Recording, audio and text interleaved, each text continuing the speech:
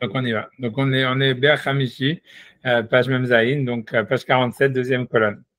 Donc donc avant ça, il avait expliqué. Donc on est encore dans cette fameuse Gemara des rabbins hyper obèses, que quelqu'un met en doute la paternité de leurs enfants. Et après avoir dit que finalement chacun avait à avoir un membre extraordinaire, tu vois, qui était plus grand que son ventre, a priori c'est ça ce que ça veut dire, tu vois. Et tu vois, après ça, il nous dit donc une autre raison pour laquelle en fait les enfants sont bien à eux, parce que avec Ahava docheket et tabassa, ça veut dire l'amour repousse la chair. Ah ouais, amen. Tu vois, ça veut dire. Alors, ok, donc on va voir ce qu'il dit sur ça. Alors, il dit Mahamar chez les Fnézés, donc Mahamar chez les Fnézés, donc le chapitre qui a été dit avant, chez Holkim, où il y a une autre discussion. Chez Shomer, Ahava, Docheket et Tabassar. Donc, il y a un avis qui pense qu'ils ont dit l'amour repousse la chair. Mais Shomer, qui est Kish, qui ça veut dire que le membre, en fait, de la personne, il est relatif à ça veut dire à la taille de la personne. C'est ça, les deux avis. Gam marloquette aisée et non d'avoir katan. Donc, cette marloquette n'est pas quelque chose de moindre. Parce que selon celui qui pense que l'amour repousse la chair, qui a Chibour à Adam et Mishto, c'est-à-dire que l'unification de l'homme avec sa femme, chez les Davar Echad Vegamre, qui soit une seule chose, va Chibour Altomar qui ou Davar Gashmi. Donc, cette unification, tu ne veux pas dire que c'est quelque chose de matériel, comme chez les autres êtres vivants. La chose n'est pas ainsi. Parce qu'ils ont l'homme et la femme, ça veut dire la volonté de s'unir ou la force de l'unification, qui vient d'Hachem lui-même. Donc, comme on peut le déduire du verset, comme on voit avec le mot ish et isha, homme et femme, qui baem nishtatev shemo, car à l'intérieur il a mis son nom, Shem Yudke, c'est le Shem Yudke. Ayud Beish, ça veut dire le Yud il est dans l'homme et le He il est Beish, Beisha dans la femme. Donc, Marc Yachem Idvarach Mechaber Azivou Gazé, que c'est Akadosh Baruch Hu lui-même qui unifie ce couple, cet accouplement, Omerhed Otam, et qui les unifie. Lechen Shemo Benehem, c'est pour ça que son nom il est à l'intérieur d'eux. Et donc ça c'est l'unification de l'homme avec la femme. C'est pour ça que c'est l'énergie suprême qui les unifie. Et donc c'est sur ça qu'il a voulu dire l'amour, qui est l'essence même de l'unification, qui vient d'Hachem lui-même. Ça veut dire ça repousse la chair, Gashmi, qui est matériel. Ouais, je ne sais pas ce qui va avec ça, tu vois, ça veut dire. Tu vois, sinon. Ouais, ça veut dire. Non, c'est possible. Ça veut dire, je sais pas, parce que tu vois, on comprend pas en quoi ça répondrait à la question. C'est-à-dire, si la question de la bonne femme, de la matronita, là, c'était de dire, ouais, vos enfants, ils sont pas à vous parce que vous êtes trop gros pour avoir des relations sexuelles, etc. Et tu vois, alors, tu vois, qu'est-ce qu'il leur dit? Non, c'est surnaturel. Ouais, ok, ça voudrait dire, ça veut dire que voilà, que il n'y a pas de rapport. Ça, c'est un truc, ça fait sens. Ça veut dire, c'est vrai qu'en fait, il n'y a pas de lien entre ça veut dire qu'il n'y a pas de lien entre la pénétration réellement, tu vois, et le fait d'avoir des enfants, quoi. Ça veut dire qu'il y en a qui peuvent avoir, tu vois, des relations sexuelles complètement fines, tu vois, ça veut dire parfaites et tout ça. Et y a pas, la femme, elle va jamais tomber enceinte, ni rien du tout. Et par contre, tu vois, il peut y avoir des fois où il n'y a pas une relation bichlal et la femme, elle tombe enceinte parce que, tu vois, il y avait du sperme qui tournait à droite à gauche, tu vois. Ça veut dire, tu vois, à chaque fois, moi, mon père, il me ramène toujours, je rappelle toujours l'histoire que mon père, il me raconte qu'il était médecin et tout ça, parce que la Gemara, elle parle, elle dit qu'il y a des femmes vierges qui tombent enceintes. Il me rappelle que lui m'avait dit qu'il avait vu ça de ses yeux vus en tant que médecin. Ça veut dire que, tu vois, ça veut dire des fois, tu vois, ça veut dire les mecs, ils faisaient des slow avec des mecs à l'époque où c'était ça. Le mec, tu vois, il éjaculait, en fait, tu vois, en dansant sur la meuf. Et la meuf, elle pouvait tomber enceinte alors qu'il n'y avait aucun rapport sexuel. Il y avait les habits, tu vois, des deux côtés. Si tu veux, le sperme, il traverse les habits, il traverse les mènes. Et la femme, elle peut tomber enceinte. Et il y a eu des cas comme ça. C'était, tu vois, c'est pas dit que c'était fréquent, mais ça veut dire que c'était des trucs qui arrivaient. Ça, lui, il l'a vu en tant que médecin généraliste. À Paris, il a vu des cas comme ça. Et tu vois, et ça veut dire, ça veut dire, voilà, donc c'est peut-être ça ce que ça veut dire ici, tu vois. Ça veut dire, c'est Hachem qui fait qu'on a des enfants, donc tu vois, ça veut dire, c'est pas, ça, moi j'interprète, parce que sinon je vois pas comment est-ce qu'on peut rentrer la parole du Maharal, tu vois, dans ce qu'il dit, tu vois, ok, ça veut dire, elle leur a pas demandé, tu vois, ça veut dire, parce qu'elle leur a demandé d'où viennent vos enfants. Et lui, il va lui répondre un truc comme ça, c'est surnaturel et tout ça. Ouais, il faudrait dire un truc comme ça. Il faudrait dire, ouais, qui dit, tu vois, ça veut dire, il n'y a pas de relation, il n'y a pas de lien entre le fait d'avoir des enfants et d'avoir des relations sexuelles, ça veut dire abouti ou un truc comme ça. Quelque chose dans ce jeu. Je comprends pas pourquoi, où tu vois, sur quel terme exact du Maharal, tu vois que c'est surnaturel. Mais parce que tu vois, comment, parce que veut dire, c'est comme, ouais. parce que lui, il dit ça, il dit. C'est qu'on prime la chair. Qu'est-ce que ça veut dire, qu'on prime la chair? Parce que lui, il veut dire, lui, il dit qu'en fait, parce que lui, il va expliquer le sens littéral de la Gemara, la page toute, c'est de dire que le sens littéral de la Gemara, ça veut dire que quand quelqu'un a des relations sexuelles, en fait, tu vois, il arrive, ça veut dire la graisse, elle se comprime parce que voilà, c'est compressible, quoi, la graisse, tu peux, c'est-à-dire, c'est pas un objet, truc, et donc ça voudrait dire que le mec, quand il a des relations, ou la femme aussi, en fait, comme ils ont, tu vois, comme ils utilisent leur énergie, quoi, leur force, ça veut dire leur force musculaire, en fait, si tu veux, ça permet, en fait, qu'il y ait une pénétration, même si jamais, en fait, il y aurait la graisse, normalement, dans un état non comprimé, elle empêcherait la pénétration. Ça, c'est le sens littéral de la Gemara. Maintenant lui, ce qu'il veut dire, lui, il commence à rentrer un délire, mais il dit un truc complètement que tu donnes et de quoi il parle. Il commence à dire non, quand la Gemara dit que l'amour repousse la chair, ça veut dire en fait non, comme l'amour c'est spirituel, c'est une unification, elle vient de Dieu. Tu vois, c'est ce qu'il n'arrête pas de dire. Il dit pourquoi? On voit que dans Ish, il y a le Yud, dans Isha, il y a le He, que c'est un truc surnaturel. Tu vois, là, moi je dis, ok, je vois très bien ce que tu veux dire, que l'unification, moi, je dirais, ouais, enfin, l'unification, l'érection, elle vient de là, pas ouais, l'érection. Ouais, C'est pas.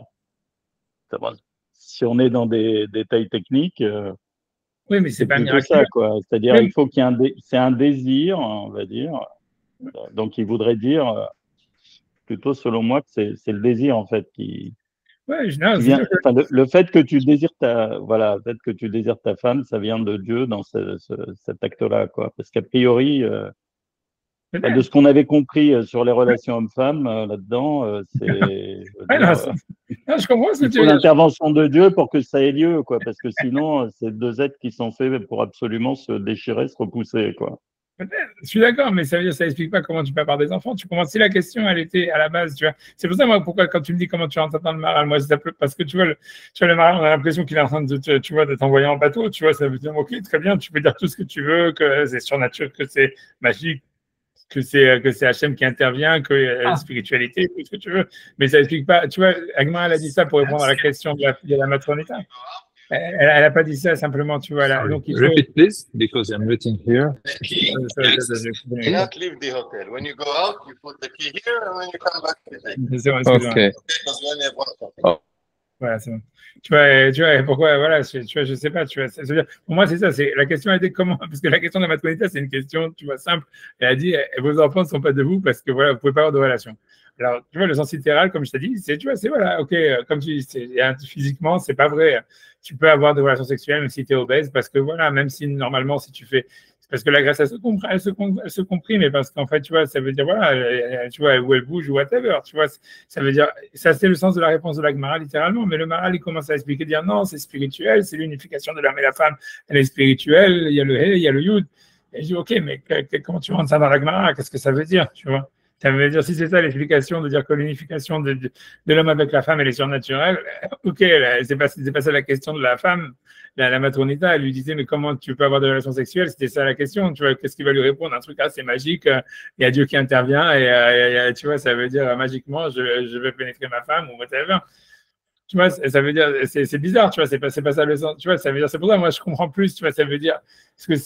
C'est la question elle-même, la matronita, qui est un peu débile. C'est clair, je veux dire, à moins qu'elle, enfin, je veux dire, bon, dans une orgie romaine, il y a des obèses, il y a toutes sortes de trucs. Enfin, je veux dire, c'est pas non plus quelque chose. Il n'y a pas que des Apollons, quoi, tu vois. Je sais pas. Hein, c'est sûr. Mais bon, ou alors elle est complètement séparée. Enfin, je veux dire, elle est confinée dans un gynécée, elle a jamais rien vu de sa vie, quoi. Mais ça, on a plus l'impression ou alors c'est juste une provocation, si tu veux. A priori, c'est une insulte, tu vois. Ou bien, tu vois, c'est dans le sens littéral, moi j'aurais dit, c'est simplement, c'est des avances. Tu vois, ça veut dire que si une meuf, elle te dit ça, tu vois, Et tu vois, tu vas aller sur ces terrains, c'est que voilà, c'est qu'elle veut dire, ouais, je vais te montrer. Tu vois, c'est qu'on a le même passage, même dans la Bible, où David, où il y a comment elle s'appelle, Abigail, pas Abigail, l'autre, la Shunamite qui dit ça à David en disant, ouais, en fait, c'est parce que tu veux pas avoir de relation sexuelle que tu veux pas te marier avec moi. Et David, il amène Bathsheba et il a cette relation sexuelle d'affilée avec elle pour lui montrer que oui, tu vois, qu'il pourrait, tu vois. Et ça veut dire, a priori, c'est un truc comme ça, tu vois, c'est soit de la, tu vois, c'est de la provoque, si elle le dit, tu vois, etc. Et parce qu'il y a plein de, si tu veux, il y a plein d'histoires dans la Gemara où il y avait des matronitas, ça veut dire ces femmes-là de la noblesse romaine qui essayaient plus ou moins de violer des rabbinim, quoi. Il y a plein d'histoires dans la Gemara là-dedans. Ça veut dire où les rabbinim ils sautent par la fenêtre ou des trucs comme ça. Ça veut dire, parce que tu comprends, elles avaient une position de pouvoir, etc. Et pour elles, c'était comme une sorte de, tu vois, ça veut dire de subjuguer les juifs, etc. C'était, oui, ça veut dire on va forcer les rabbinim à avoir des relations sexuelles avec nous, tu vois, des trucs comme ça. Donc il y a plein d'histoires dans la Gemara. Des macros, quoi. Des macros. Ouais, ça veut dire que c'est des femmes, tu vois, qui étaient, voilà, c'était... les macreuses, les macreuses. Mais en tout cas, tu vois, ça veut dire, c'est à l'histoire, c'est soit une insulte, soit en fait, soit c'est des avances, peu importe. Mais tu vois, mais voilà, la réponse de dire ah oui, l'amour repousse la chair, etc., ça veut dire ouais, c'est surnaturel, c'est Hachem qui intervient, c'est bizarre, tu vois. Donc, moi, c'est pour ça, moi, je veux dire, quel sens ça peut avoir. Tu vois, ça veut dire, tu vois, le Maral, il dit ça, je veux très bien, c'est de la poésie, c'est très beau, mais il est là pour expliquer la Gemara, il n'est pas simplement pour raconter du baratin, tu vois, pour dire oui, tu vois, c'est comme tu dis, c'est comme ça, c'est du Torah Box, ça, c'est du Torah Box, c'est du, comment ça s'appelle l'émission de télé. Moi, je le comprends comme un acte antinaturel, si tu veux. Pour l'homme et la femme, justement, c'est ce qu'il dit. Il dit que si tu n'as pas une intervention divine, tu peux pas y arriver, quoi. C'est pas comme les animaux, il faut qu'il y ait un désir à ce moment-là. Ouais, les animaux aussi, ils ont besoin d'un désir. C'est ce qu'il dit, quoi. Il faut qu'il y ait un. C'est pas l'union d'un homme et d'une femme n'est pas quelque chose de naturel. Il faut un élément surnaturel. C'est ce qu'il dit. C'est ce qu'il dit, mais ok. Ah ouais, tu dis ça, tu dis en fait la relation sexuelle c'est en soi surnaturel, donc comme c'est surnaturel, tout peut arriver quoi. C'est comme si tu étais dans la troisième dimension quoi, c'est ce que tu dis. Ok Kenzain, ça veut dire c'est possible. J'ai l'impression, ou alors il y a un moment, peut-être qu'on est pris là, comme je sais plus quand est-ce qu'on parlait de différents âges de la vie, etc. Et quand on est sorti de l'âge du nefesh, il faut des choses plus surnaturelles pour pouvoir changer quelque chose. Ouais. Je sais pas, hein, c'est intéressant parce que bon. Ouais, là, c'est ce que lui dit. D'ailleurs, la plupart, ouais. Je comprends ce que tu veux dire. Ça veut dire, lui veut te dire en fait que dans le sexe, c'est quelque chose. Le sexe, la sexualité de l'homme, elle est en fait complètement irrationnelle. C'est ça ce qu'il faut dire. Faudra enlever le mot, tu vois, surnaturel et dire irrationnel. Et quand on est dans l'irrationnel, donc tout est possible. Ça veut dire, toi tu dis, c'est ça la question. C'est comme ça qu'il veut lui répondre. Il lui dit, voilà, toi tu dis, voilà comment c'est possible, etc. Machin, blablabla. Vous êtes obèse, tata. Il dit, ouais, de toutes les façons, tu vois, voilà, quoi. Tout est, le désir humain, il est surnaturel. Comment dire, l'érotisme, il est irrationnel complètement. Donc, tout est possible à ce moment-là. Ouais, moi, je dirais, celui qui veut y arriver, il y arrivera de toute façon, quoi. S'il veut avoir un rapport, il y arrivera, quoi. Ouais, c'est possible, ouais, exact. C'est possible, ça veut dire. C'est que comme on est dans l'irrationnel, donc, tout est possible. Un truc comme ça. C'est ce qu'il voudrait dire. Ouais, j'ai interprété ça sur la naissance des enfants parce que c'est plus facile, on va dire, ouais, t'as raison, mais ça colle plus, ce que tu dis, ça colle mieux dans les mots du Maral que moi, ce que je disais, quoi. Ça colle mieux que de dire que voilà, que l'érotisme est irrationnel. Comme on est dans l'irrationnel, donc en fait, voilà, tout est possible, quoi. Je veux dire, voilà. Tout est possible. Ouais, puisque, ouais. Mais bon, c'est une réponse faible, tu vois, c'est une réponse du baratin, tu vois, mais bon, okay. Moi, ma réponse à moi, elle a l'avantage d'être vraie, tu vois, cette explication, elle est vraie, c'est-à-dire que, tu vois, en fait, c'est dans la procréation des enfants, jusqu'à maintenant, on ne sait pas vraiment comment ça marche, ni comment, etc., et que, tu vois, tu as besoin de la main d'Hachem, et que, tu vois, la question était sur les enfants, tu vois, donc c'est pour ça que pour moi, je pense que mon explication, elle colle moins dans le Maharal, mais elle colle mieux dans la Gemara, tu vois, j'aurais plaqué ça dans le Maharal, mais tu vois, ce que tu dis, tu vois, c'est vrai, c'est de dire aussi, voilà, c'est sûr que ça colle mieux dans les mots, ça voudrait dire, dans la sexualité, on est dans l'irrationnel. Donc, comme on est dans l'irrationnel, tout est possible. Ouais, c'est possible. Okay.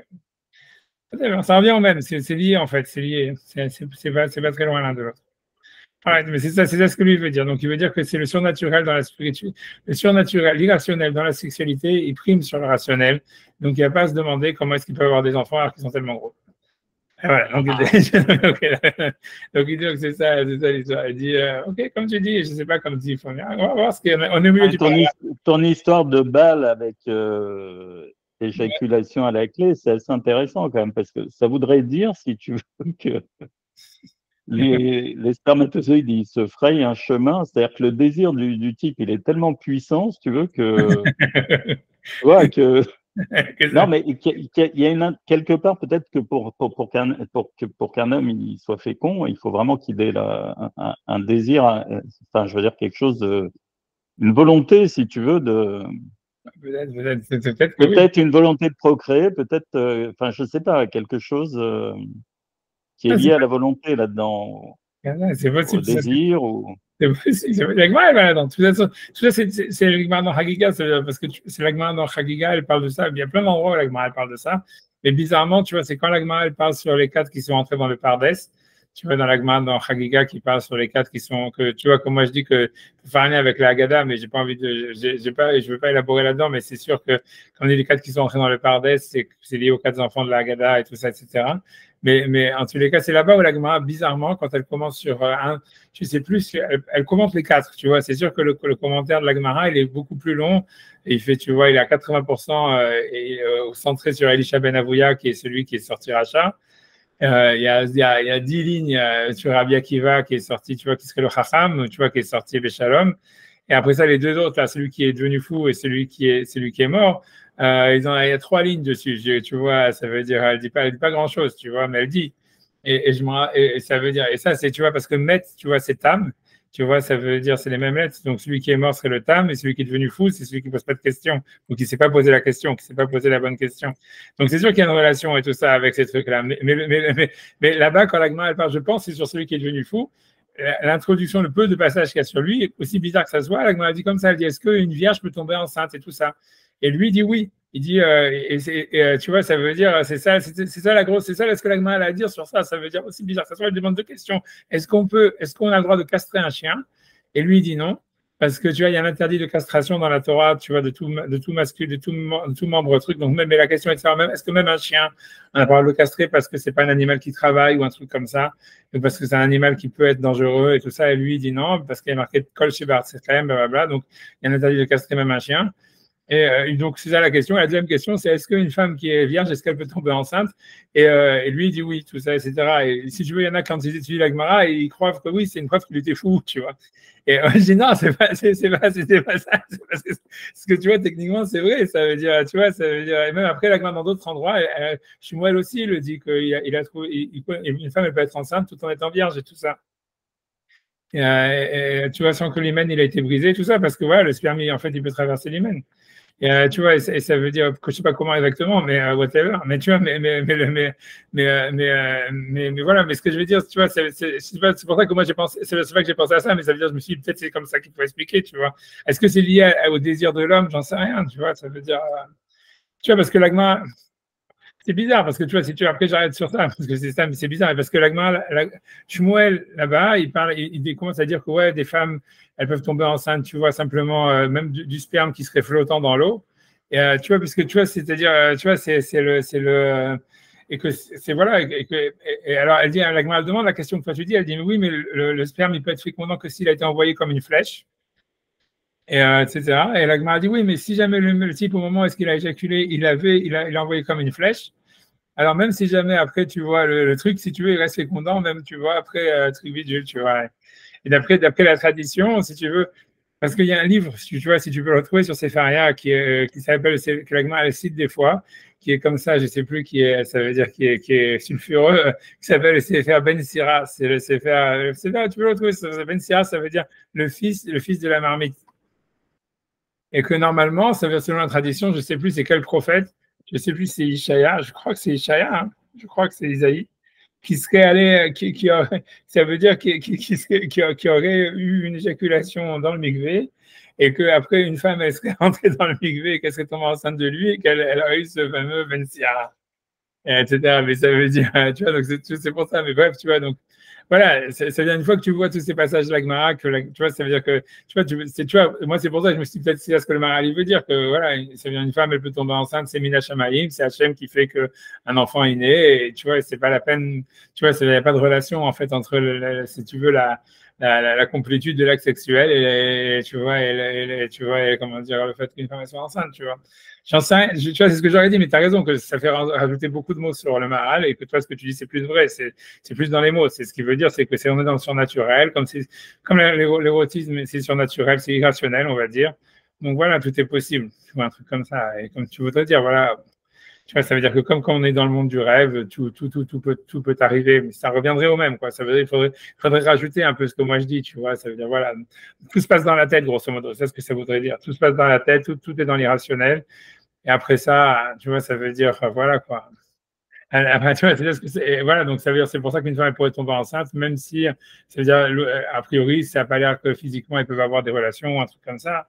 C'est ce que ouais, ou bien il veut dire, comme tu dis, que comme tout se passe dans la tête, donc ouais, oui, des relations, whatever. C'est ce qu'il dit. En tout cas, c'est sulfureux ce qu'il dit le Maharal, quoi, je trouve. Ça veut dire, c'est pas sulfureux dans le sens, c'est surtout bizarre, tu vois, c'est un peu bizarre. C'est-à-dire, tu vois, normalement, tu vois, si tu t'attendrais à ce que, si déjà tu veux commencer à parler de sexualité, tu vois, par exemple, comme un médecin, tu vois, il commence à parler comme si c'était un truc magique, comme si c'était, tu vois, c'est ça ce qui est rigolo. Parce que normalement, il essaie, tu vois, ça veut dire lui, ça veut dire, voilà, c'est tout, c'est-à-dire que normalement, lui essaie d'expliquer la Gemara, donc même quand il essaie d'expliquer des trucs surnaturels, en fait, il rationalise des trucs surnaturels en gardant une part surnaturelle, tu vois, ça veut dire comme à la philosophie allemande. Ici, il part complètement, tu vois, en vrille, tu vois, de dire, ouais, non, la sexualité, c'est surnaturel, tu vois, tout est possible, c'est ce qu'il a voulu dire. Ouais, je sais pas, mais moi, la matrone, effectivement, son désir est très motivé par le fait qu'elle se dit que la puissance sexuelle des Chachamim est phénoménale, si tu veux. Ouais, c'est ça doit être ça l'histoire. Ouais, ça doit être ça, tu vois. Surtout que ils viennent d'avoir une ribambelle de gosses, tu vois. Ils arrivent à déconnecter complètement, on va dire, le rationnel. C'est-à-dire, tu verrais plus une figure comme ça d'Apollon et compagnie qui serait là, enfin, j'en sais rien, hein, qui serait vraiment fonctionnel pour ce truc-là, qui serait, on va dire, je sais pas, de l'esthétisme, si tu veux, qui serait de l'ordre de l'esthétisme et un petit peu la représentation comme ça. Ça me fait penser à une Mara où il prenait des enfants juifs à la place des effigies avant de procréer, tu vois. Il y a ce côté, parce qu'il les trouvait, bon, avant, ils avaient l'habitude de prendre je sais pas, des camées, des trucs comme ça, avec une représentation avant pour avoir des enfants beaux. Après, ils ont pris des jeunes juifs après la destruction du temple. Je sais plus, ça te rappelle quelque chose? Oui, c'est sûr, oui, c'est un passouk dans les Lamentations, c'est dans le Midrash sur les Lamentations qui dit ça. Voilà. Ils ont fait ça. Donc, je pense qu'il y avait ce côté un peu comme ça, très formaliste, très esthétique, etc. Peut-être dans la procréation chez les Romains. Et là, c'est un truc qui bouscule. C'est une autre forme complète. Enfin, je sais pas, c'est comme s'il y avait deux conceptions, deux choses qui se heurtaient comme ça de plein fouet. Non, je comprends ce que tu veux dire. Peut-être. Non, peut-être. Non, you're right. C'est possible que, en fait, que ça veut dire que le rapport à l'esthétisme, en réalité, ça veut dire par rapport, comme tu dis, à la culture romaine, en fait, c'est vrai qu'il pouvait. En fait, c'est bien une remarque esthétique qu'elle fait quand elle, enfin bon, voilà.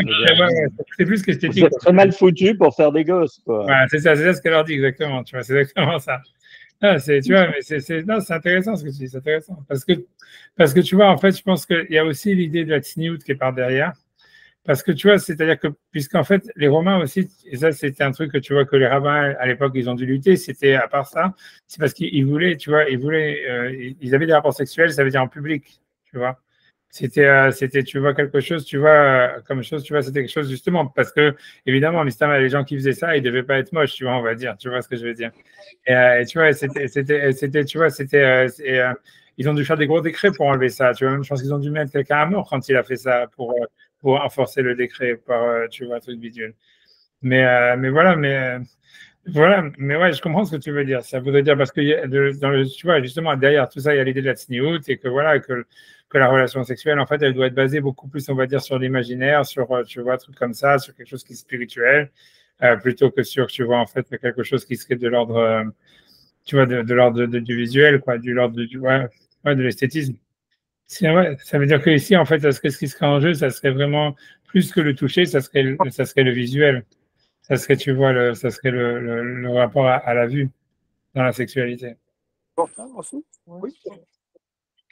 Ah ouais, ok, j'avance peut-être. Tu vois, peut-être, t'as raison. On va voir ce que lui va dire. On va voir ce que lui va dire. Mais je comprends ce que tu veux dire. C'est possible que c'est un rapport à l'esthétisme, un rapport à la vue. Tu vois, c'est sûr. Même quand tu dis, c'est sûr que dans les lamentations, à part ce midrash que tu as cité, il y en a plein d'autres qui vont dans ce sens-là. Tu vois, avec les deux enfants de Rabbi Shmuel Cohen Gadol qui voulaient avoir des relations, tu vois, qu'ils aient des relations ensemble pour avoir des esclaves qui soient jolis, etc. Ça veut dire qu'il y avait toute cette histoire. Tu vois, c'est comme, tu vois, il fallait que les gens beaux ils aient des relations ensemble pour avoir des enfants qui allaient être beaux, etc. Tu vois, c'est une sorte d'eugénisme, tu vois, des trucs comme ça. Même, tu vois, ça veut dire, ouais.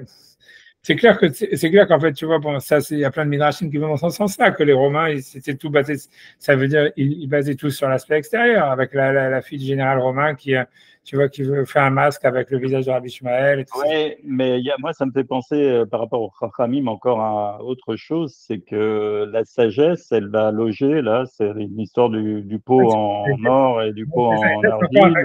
On te dit que la sagesse, elle va, donc les types, ils étaient particulièrement je pense surtout c'est pour ça qu'ils étaient particulièrement fort, mais c'est normal. Pour stocker plus de sagesse, en fait. Ouais, là, j'imagine. Il y a vraiment là une rencontre de deux cultures complètement. Mais c'est vrai que à chaque fois, c'est les femmes qui disent ça, puisque là-bas aussi, c'était une femme qui a dit ah, vu, ouais. etc. C'est ça. Ouais, c'est les femmes qui sont choquées, en fait, par ça, quoi, grosso modo, qui ne s'attendent pas à ça. Ouais, ça veut dire qu'ils s'attendent, tu vois, voilà, un mec, tu vois, voilà, des intellectuels qui soient bons sur ton rapport et tout ça, ça les choque, tu vois. Mens sana in corpore sano. Ouais, c'est ça, un truc comme ça, ouais, c'est ça.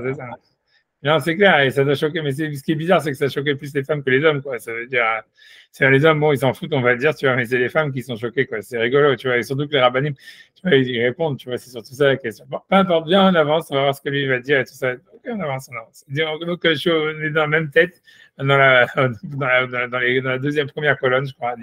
Donc, il dit, ok. Donc lui, il a dit qu'en fait, c'est Hachem qui fait l'union entre l'homme et la femme. Peu importe ce que ça veut dire. Est-ce que ça veut dire que c'est Hachem qui crée les enfants et donc il n'y a pas de relation entre la relation sexuelle et le fait de procréer? Ou bien est-ce qu'il veut dire, tu vois, que ça veut dire comme il a dit, qu'en fait, c'est tout l'érotisme, il est irrationnel, donc en fait, tout est possible. OK. Shevadai Raouch et Gover Koach Hachivo Abasa Agashmi. Donc, c'est normal que, en fait, donc la force de l'unification ce qui est spirituel, elle soit plus forte que la chair, on va dire. Donc, soit que l'aspect extérieur de la personne, ou peu importe, tu vois. Chez Omet Kenegedze, qui lui irait contre ça. Lui veut dire, lui veut dire carrément qu'en fait, naturellement, comme tu as dit, c'est comme il a dit, ça veut dire que l'homme, naturellement, en fait, il ne serait pas du tout attiré par une femme ou une femme par un homme, et qu'en fait, c'est quelque chose de surnaturel que l'attraction, elle arrive, tu vois. Vedar Sava, l'autre qui pense, qui voit. Donc, ça, c'est l'explication de l'amour qui repousse la chair. Ava dans Raket Abassar. Maintenant, l'autre explication qui est chacun a un membre proportionnel à sa taille, tu vois, qui est savoir qui ish Gvorato, qui est vers Atashmish. Donc, qu'est-ce qu'il veut dire par là? C'est-à-dire un homme, comme un homme et sa puissance, tu vois, c'est la traduction littérale. Donc, qui est vers Atashmish, yesh lo koach ish. Ça veut dire, ça veut dire le membre sexuel masculin, il a la force de l'homme, ou là, ce qu'il dit, je traduis les mots textuellement, qui a vers ou atzmo, puisque c'est le sexe lui-même, ou Avdel Benish Leisha, c'est ça ce qui est la différence entre un homme et une femme.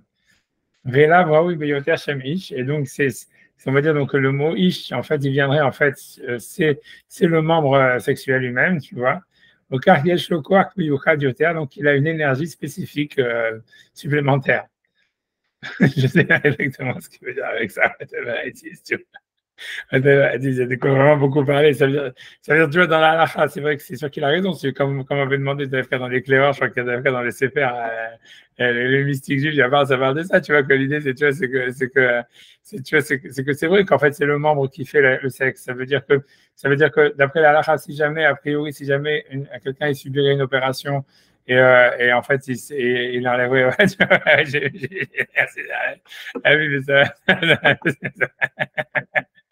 Et non, mais c'est-à-dire que si quelqu'un il subirait. En fait, j'aurais dû demander à Sylvain d'amener des trucs en Israël, parce qu'en Israël, ouais, j'en sais rien, ouais, je ne vais pas avoir en discussion. Mais ce que je veux dire, voilà, quoi, c'est-à-dire que d'après la Halakha, c'est vrai ce qu'il dit, c'est-à-dire que si jamais un homme il a une opération et on lui enlève le sexe, ou bien, Shalom, c'est-à-dire, ou bien l'opposé, tu vois, c'est une femme qui se mettrait un sexe. On ne sait même pas si, en fait, la vraie question fonctionnant ou non fonctionnant, j'en sais rien, mais même peut-être même non fonctionnant en réalité. Tu vois, ça serait une question dans la lara. Mais ça voudrait dire, tu vois, ça veut dire, alariquement, elle devient un homme. Tu la comptes pour le minyan et tout ça. Ça veut dire ce qu'il dit, cette phrase-là qui dit que c'est le sexe qui fait, ça veut dire c'est le membre qui fait le sexe. C'est vrai, tu vois, ça veut dire, tu vois, c'est. Tu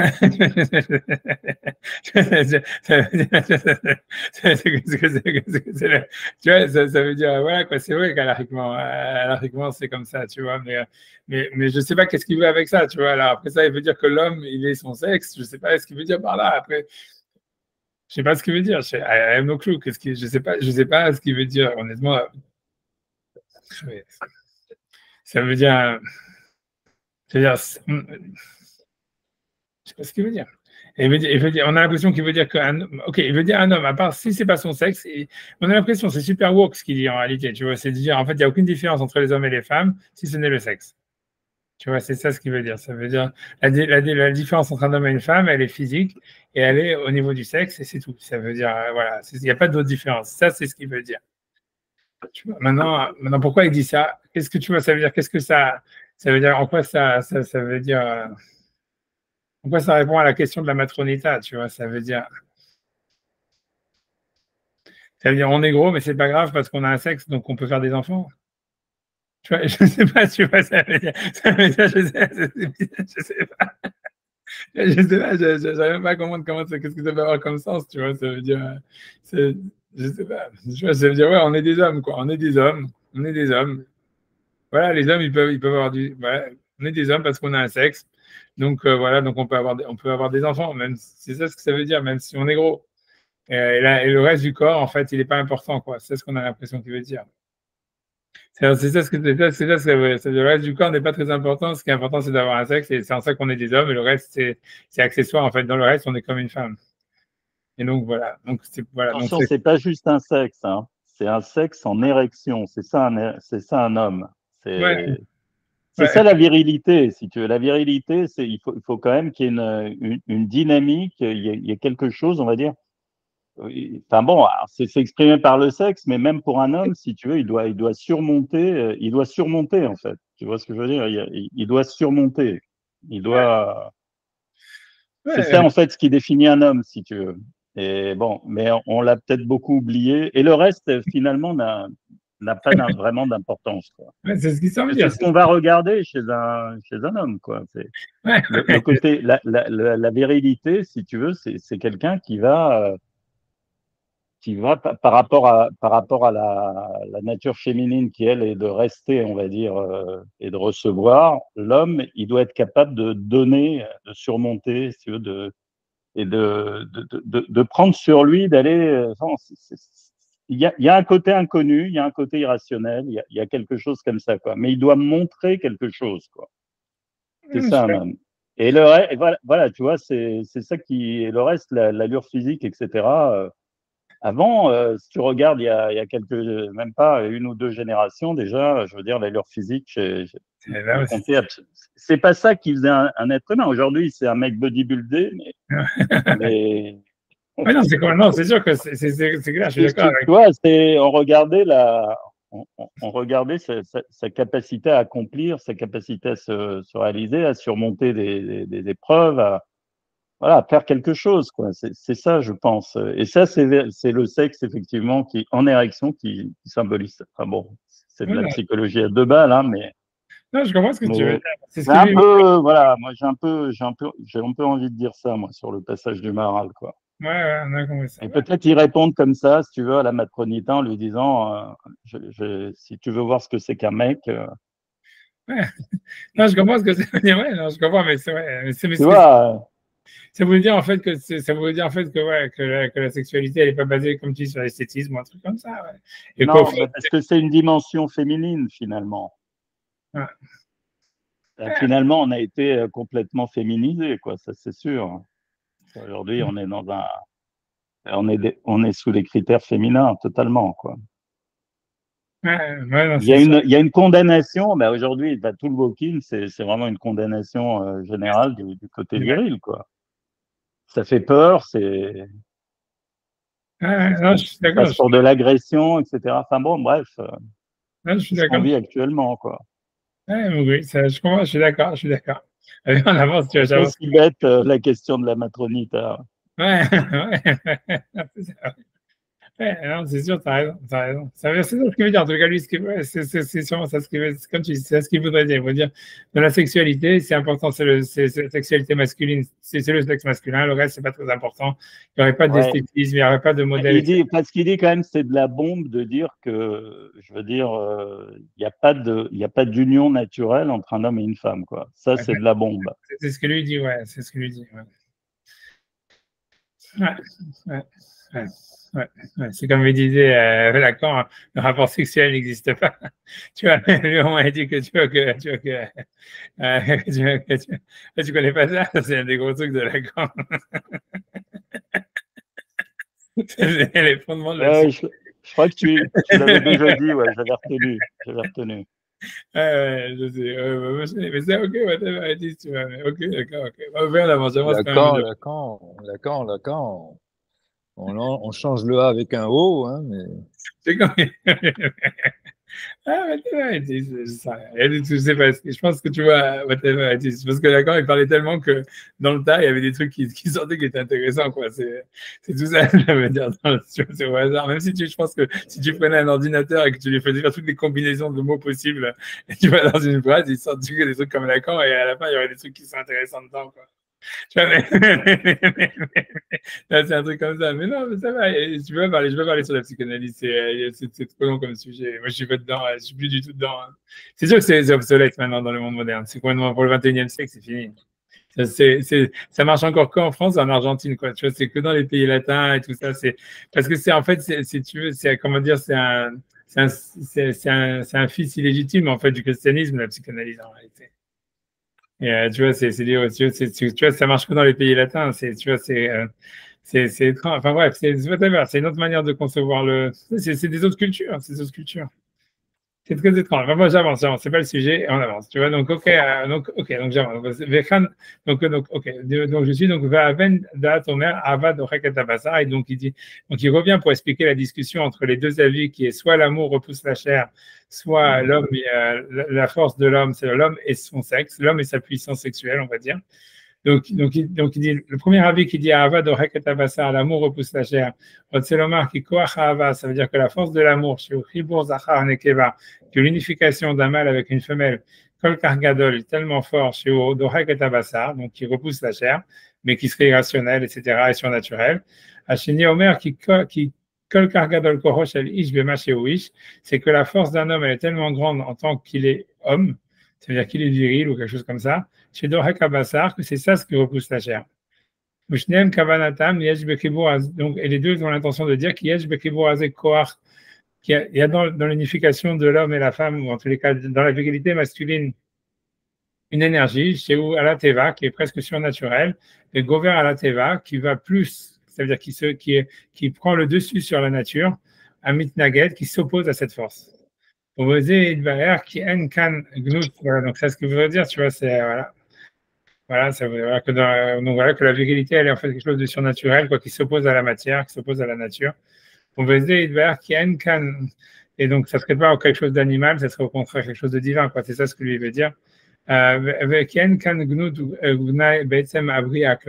qu'il n'y aurait rien pour lui de dire ça. Donc, il ne pourrait pas y avoir de quelque chose de négatif ou de mauvais, contrairement à ce que Maïmonide il avait dit dans la création du monde en aucune manière. C'est le contraire. C'est cette chose qu'on pourrait penser que c'est négatif ou de bas étage, je sais pas comment dire le mot en français, quoi, négatif ou mauvais, bref. En fait, tu vois, c'est qui est là, c'est voilà, c'est plus que vulgaire, ouais, quelque chose qui serait vraiment, tu vois, je sais pas, j'ai oublié comment dire, tu vois, quelque chose, bref, dégradant, chez Ugnut Ugnai, donc comme qui serait la sexualité masculine, et no klal, il n'est pas du tout comme ça. C'est au contraire quelque chose d'extraordinaire, de surnaturel, qui va contre la matière et qui serait de l'ordre, en fait, du transcendant. Il dit, c'est au contraire dans la sexualité masculine que se trouve en réalité, on va dire, la louange d'Hachem, ou Akvora Vakoach, donc c'est l'énergie et la puissance qui, tu vois, qui domine la matière, Ve'im Behemet Kecharpa ou Aeverazé. Donc, je lui dis, même si jamais, donc, on dirait que ce membre-là, il est honteux pour l'homme, c'est-à-dire comme Maïmonide voudrait dire, puisqu'on voit bien qu'il faut le couvrir, etc., et que voilà, donc il y a un truc de sniout par rapport à ça. Il dit d'avoir zéo mitzad adam atzmo, ça dépend de l'homme lui-même. Si on prenait el tavat amishgal, qui a une tendance à aller vers le désir sexuel. Et non nimshar bepoel azé, el asher nivra adam elav, les kiyuma olam. Il n'est pas attiré dans cette action-là, cette force surnaturelle qu'il aurait, vers quelque chose, la chose pour laquelle il a été, qui est véritablement l'essence de cette énergie, qui est en fait le fait de faire subsister l'univers. Simplement, il va d'après, il suit son désir et son penchant. Et c'est en ça que le sexe serait donc quelque chose de dégradant, de mauvais, etc. Comme on l'a expliqué. Mais ça vient pas de la création elle-même. C'est pas que le sexe, la virilité ou la sexualité masculine soit quelque chose en fait de négatif en soi. Ça serait au contraire quelque chose de kadosh, quoi, en tous les cas qui dépasse la matière, qui transcende la matière.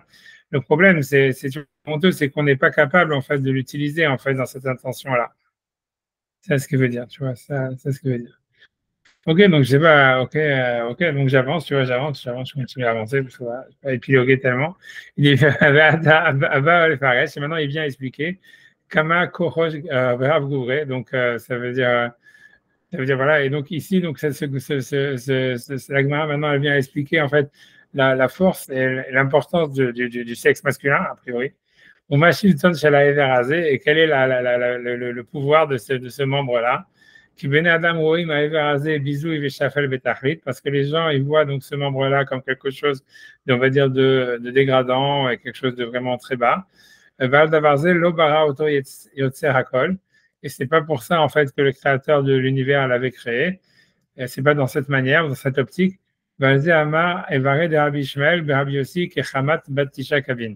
Et c'est pour ça qu'on nous dit que le membre de Rabbi Shmuel Rabbi Yossi était grand comme une cruche qui contient, on avait vu 14 litres ou quelque chose comme ça. Donc sache que les secrets de la création, moi je suis amour de Maseret Nedarim, comme on dit dans le Maseret, dans le traité de Nedarim, Achorma Taoz Lachacham Masarat Shalitim Asher Ayubeya. Ça veut dire, moi ce que je veux dire, à part ça, ce que j'ai pensé, c'est un peu hors sujet, mais je le dis maintenant parce que j'ai pensé maintenant, mais c'est parce que tu vois, pour moi, comment dire, c'est parce que quand il a parlé sur l'unification de l'homme et de la femme, il a parlé sur Ish et Isha, et qu'on voit, en fait, si tu veux, c'était au moment de la création de l'homme, c'est comme ça que la femme, elle appelée Isha parce qu'elle vient de Ish, etc.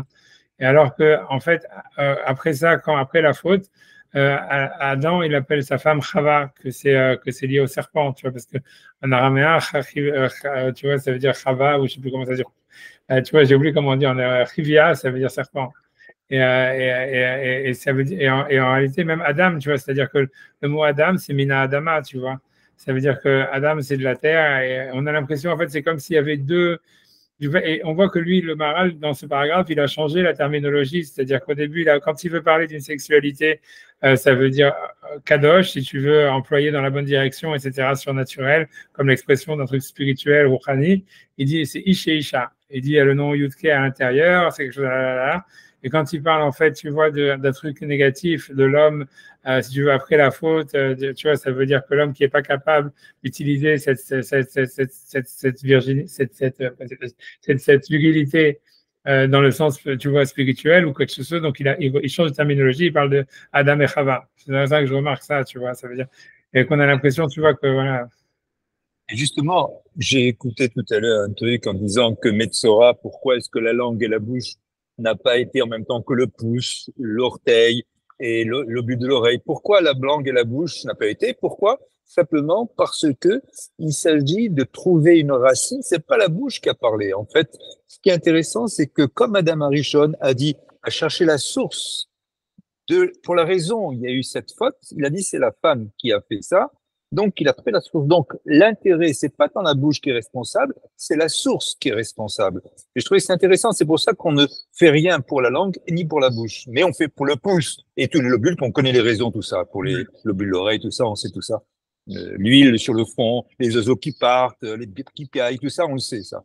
Mais cette histoire de trouver la source, c'est pour ça que la bouche et la langue ne sont pas condamnées, comme le pouce, etc. Ça, je trouvais que c'est intéressant. Ah, c'est intéressant, je suis d'accord. Non, je suis d'accord. Ok, d'accord.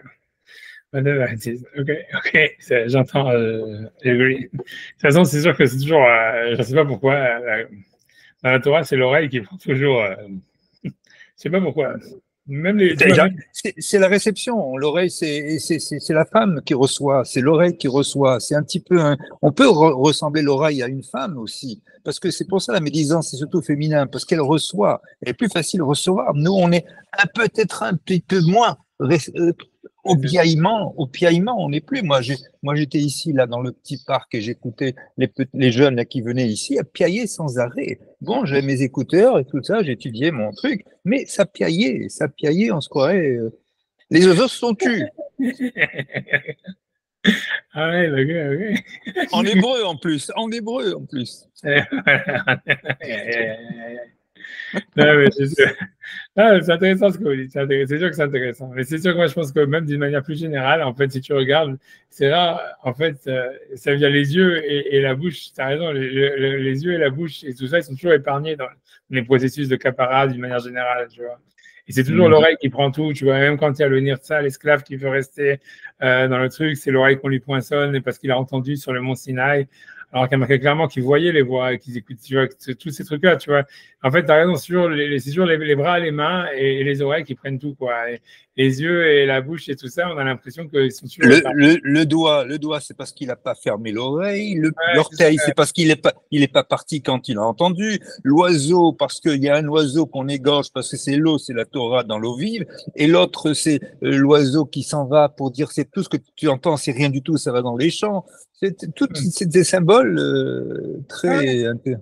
Non, mais c'est intéressant. Ce qui est intéressant, c'est qu'on voit, il y a pas vraiment les yeux et la bouche. Ici, c'est plus la bouche et les trucs, mais parce que tu vois, il y a aussi l'histoire du Haïnara, tu vois, toute cette histoire-là, ça veut dire le Metzora, ça vient aussi à cause du Haïnara. Il est marqué ça, tu vois, de Saruta Haïn, etc. Mais en fait, il n'y a pas de. Ouais. Il faudrait voir en fait pourquoi est-ce que par exemple quand il y a les explorateurs qui ont dit la Shonara, il y a les vers, ils sont sortis par la bouche, tu vois. Et tu vois, il est marqué là-bas, dans le cas des explorateurs, ils ont été frappés par la bouche.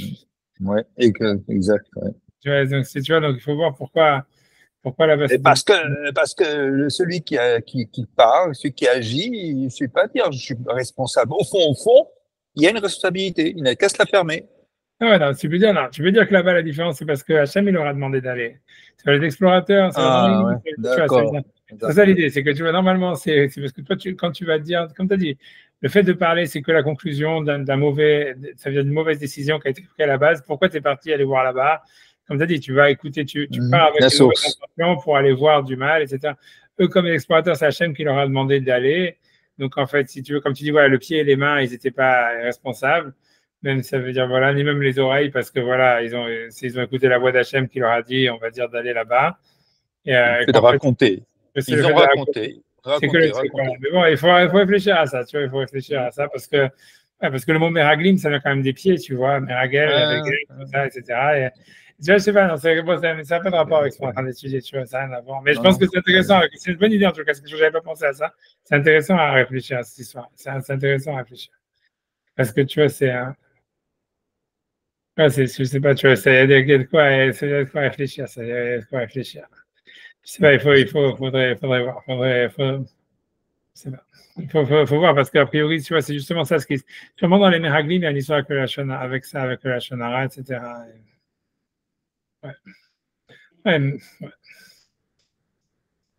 Parce que tu vois, je sais pas, il faut voir aussi quel rapport avec la peau, tu vois, parce que la tsarat, ça vient que sur la peau et tout ça. La peau, là, il faut prendre rendez-vous. Ouais, non, ouais, on a eu des trucs, mais c'est ça, parce que non, il y a aussi un rapport avec ça, tu vois, c'est intéressant, tu vois, est-ce que ça veut dire parce qu'on voit que l'aspect extérieur, je sais pas, tu vois, Oui, l'extérieur, ouais, c'est vrai. Ouais, non, je sais pas, tu vois, c'est quelque chose de. Encore une fois, bon, c'est un sujet, je ne vais pas partir à la base sur ce sujet-là, on reprend notre Moi, sujet. je voudrais faire encore deux réflexions là, mais pour revenir à l'histoire du phallus, d'abord, il y a eu des cultes primitifs qui étaient faits justement pour le côté surnaturel comme ça. Donc, ça semblait évident au peuple primitif, on va dire que le phallus, on va dire en érection, ça représentait une dimension divine, comme ça, quelque chose. Mais même la Même féminité. les pharaons dans l'ancienne Égypte, on les représentait aussi avec il y a plein de statues mutilées comme ça, ou de bas-reliefs mutilés et autres, où tu vois les statues comme ça avec le phallus en érection qui étaient complètement mutilées. Il y a une question, j'avais lu, je sais plus, c'était un bouquin, Pascal Quignard comme ça sur le mot fasciné. Ouais. Fasciné vient de, on va dire, de la contemplation, on va dire, de la contemplation, on va dire, complètement, enfin, quelque chose d'extraordinaire du phallus. C'est l'étymologie, ça vient de le terme fasciné, comme ça. Donc, on est en présence de quelque chose, on va dire, certainement, qui est conservé comme ça dans la langue, comme quelque chose une espèce de stupeur comme ça qui vient en contemplant ou en voyant quelque chose comme ça de surnaturel, quoi. Donc, aussi, aujourd'hui, je veux dire, on est un peu loin de tout ça. C'est certain, on a perdu certainement ce contact-là, quoi. Bon, un dernier truc, quand on dit un phallocrate, quoi, aujourd'hui, c'est des termes qu'on n'utilise plus du tout, quoi. Je sais pas, bon, ça m'inspire un peu tout ce côté de la virilité, comme ça, Et d'ailleurs, intéressant, quoi, de réexplorer. En fait, on dit que les femmes n'ont pas trouvé leur véritable identité, mais je crois que c'est plutôt les hommes qui sont en train de la perdre, quoi. mais voilà. le 7 octobre, le premier geste, c'est de démasculer les gens. Hein. C'est terrible. Hein. Eh oui, c'est sûr.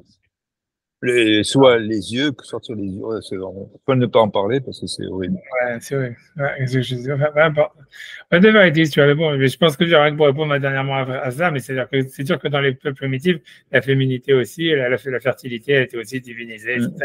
C'est-à-dire qu'ils voyaient et c'est un peu ce qu'ils disent, c'est que ça veut dire, ça reste dans la Kabbalah, ça veut dire comme encore une fois, tu vois, le judaïsme, il est quand même tributaire ça veut dire tu vois, ça veut dire des cultes idolâtres, comment dire, antiques, hein, c'est mon avis, mais c'est-à-dire, tu vois, ça veut dire, c'est ça, que le Shem Yudke, en fait, ça veut dire tout le Shem, toute la sexualité qu'il y a dans le Shem Yudke Bavke, si tu veux, c'est une reprise en réalité du culte qu'il y avait du Baal et des Ashtaroth, d'où tu vois que le Baal, c'était la sexualité masculine, qui était, tu vois, qui était symbolisée par des arbres, etc., où on faisait des sacrifices, et l'Ashtaroth, c'était des plaines et tout ça, avec la fertilité, etc., où, que le culte, comme qu'on avait déjà vu, que c'est ce qu'Abraham il s'est battu, où il y avait des prostituées qui étaient en fait consacrées au culte du Baal et d'Ashtaroth, qui devaient tomber enceintes, et ensuite on sacrifiait les enfants.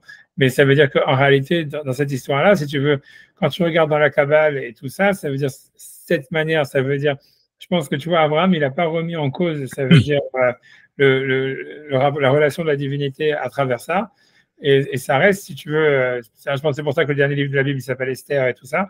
Parce que si tu vois, c'est un hommage au Ashtaroth, mais un truc comme ça, tu vois, puisque tu vois, ça veut dire, et Mardouche, c'est aussi un truc, tu vois, c'est le bœuf ou je sais pas quoi, c'est un dieu aussi de la virilité masculine, tu vois, de Mordechai et tout ça.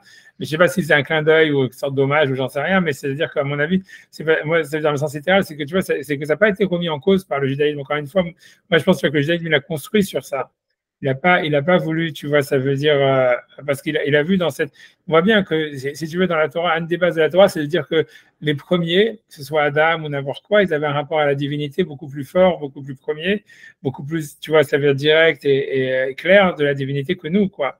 Et donc, ça veut dire c'est ce rapport, si tu veux, tu vois, des civilisations antiques à la divinité, tu vois, qui reste dans la Torah, qu'on doit préserver, en fait, cette relation que les ancêtres, tu vois, depuis l'origine de l'humanité, ils avaient avec le divin, elle est restée. Et c'est ça, sauf qu'elle a été, comment dire, stylisée ou idéalisée, tu vois, à travers les lettres du tétragramme, tu vois, où on a vu que c'est Yud-Ke, Vav-Ke, tu vois, le Yud, c'est masculin, et c'est féminin, et que le Vav, ça serait justement le sexe en érection versus le sexe en érection, etc. Tu vois, c'est-à-dire que le Yud, c'est le sexe non en érection, le Vav, c'est le sexe en érection, tous ces trucs-là.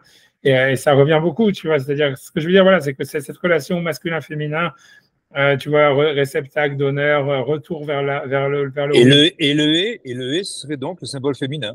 Oui, les deux sont un symbole féminin. Ouais. C'est-à-dire qu'en fait, ce que ça voudrait dire, c'est que dans l'explication, dans la Kabbale du Yud-Ke Vav-Ke, puisque lui, il a dit qu'il y a le Shem Yud-Ke, c'est vrai qu'il a fait rentrer cette histoire de Isha, il a dit c'est le Shem Yud-Ke, c'est le Shem, tu vois, qui est en fait sur la sexualité, etc. C'est parce que dans la Kabbale, l'idée, c'est que, si tu veux, la présence divine, c'est parce que ça veut dire dans la Kabbale, c'est la relation avec la transcendance, tu vois, d'une manière générale, tu vois, c'est comment est-ce que si tu veux, le visible, quelle est la communication entre le visible et l'invisible. Tu vois, et donc ça veut dire l'idée, ça serait de dire que il y a, si tu veux, ça veut dire il y a un épanchement du divin, on va dire, qui est de l'ordre de l'invisible dans la matière. La matière, ça serait donc quelque chose qui est le visible, qui le est, quoi, ce qui reçoit en fait. Tu vois, ça veut dire cette énergie surnaturelle. Mais l'idée, c'est qu'en fait, quand on dit voilà qu'à partir de la sortie d'Égypte, on rentre dans le tétragramme avec le Shem Yud-Ke Vav-Ke, c'est-à-dire qu'en fait, si tu veux, il y a un mouvement de retour. C'est-à-dire que le chidouche de la Torah, c'est que en fait, on peut retourner. Ça veut dire quand l'homme il est reconnaissant à Hachem, ou c'est-à-dire il renvoie il reconnaît cette présence surnaturelle dans le monde, ça crée un mouvement retour où finalement cette même reconnaissance elle a un impact qui fait que ce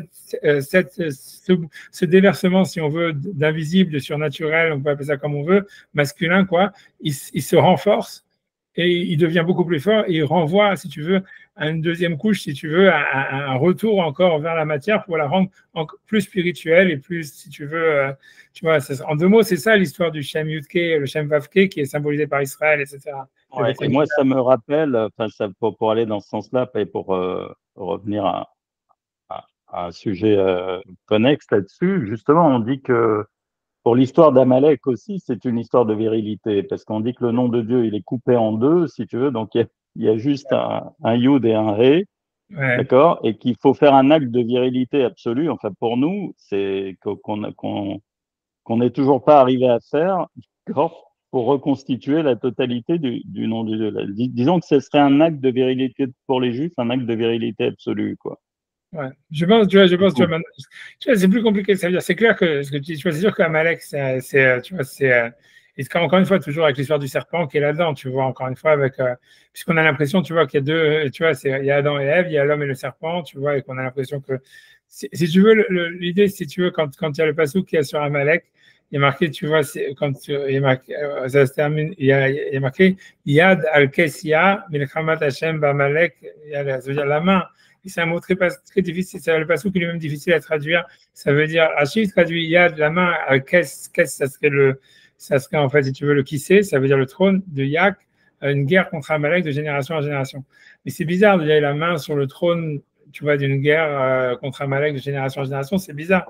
Et ça veut dire, en réalité, moi, je pense, tu vois, que l'idée dans ce passouk, il y a comme une sorte de, si tu veux, ce qu'il faut regarder, c'est le mot Yad et Yudke, tu vois, c'est-à-dire qu'en fait, c'est dur, tu vois, le Shem Hashem, en fait, c'est Yud-Ke Vav-Ke, mais qu'en fait, dans Amalek, il y a Yud Dalet Vav-Ke, tu vois. C'est-à-dire que le Dalet, tu vois, c'est que, et qu'en fait, si tu veux, il y a comme une sorte de grosse, tu vois, si tu veux, non, ça veut dire, ok, c'est un truc, tu vois, kabbalistique, ça veut dire, c'est un truc, tu vois, mais ce que ça voudrait dire, tu vois, c'est qu'en réalité, dans le hé, quoi, tu vois, qui est la lettre féminine, tu vois, de la réception, tout ce que tu veux, à chaque fois, on te dira ça.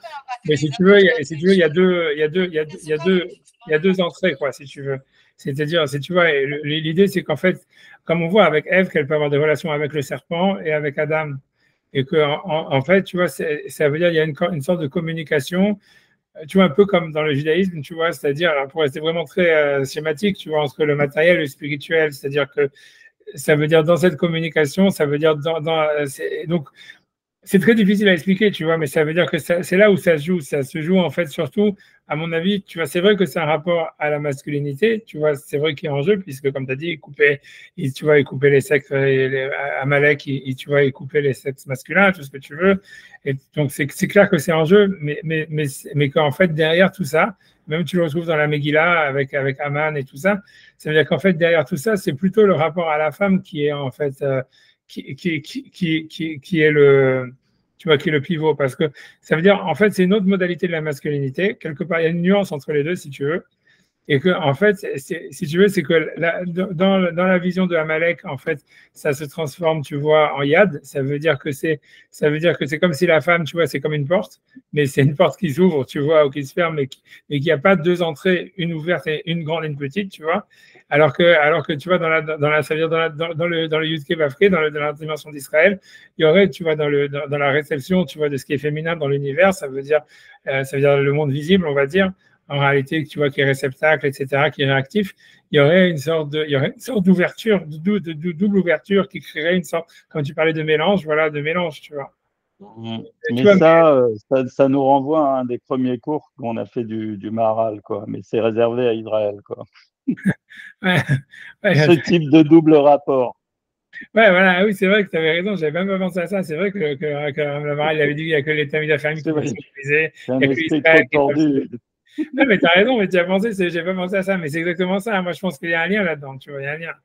Et, mais tu vois, c'est parce que je pense qu'il y a une sorte de mélange, tu vois, c'est bizarre, hein, mais tu vois, c'est quelque chose comme ça, tu vois. Je pense que dans Amalek, en fait, c'est clair je sais pas, c'est pour ça que l'idée du mélange, quand toi tu parlais du mélange, elle est importante dans l'histoire d'Amalek. Ça veut dire que c'est comme si c'est un mélange, mais que ça se mélange.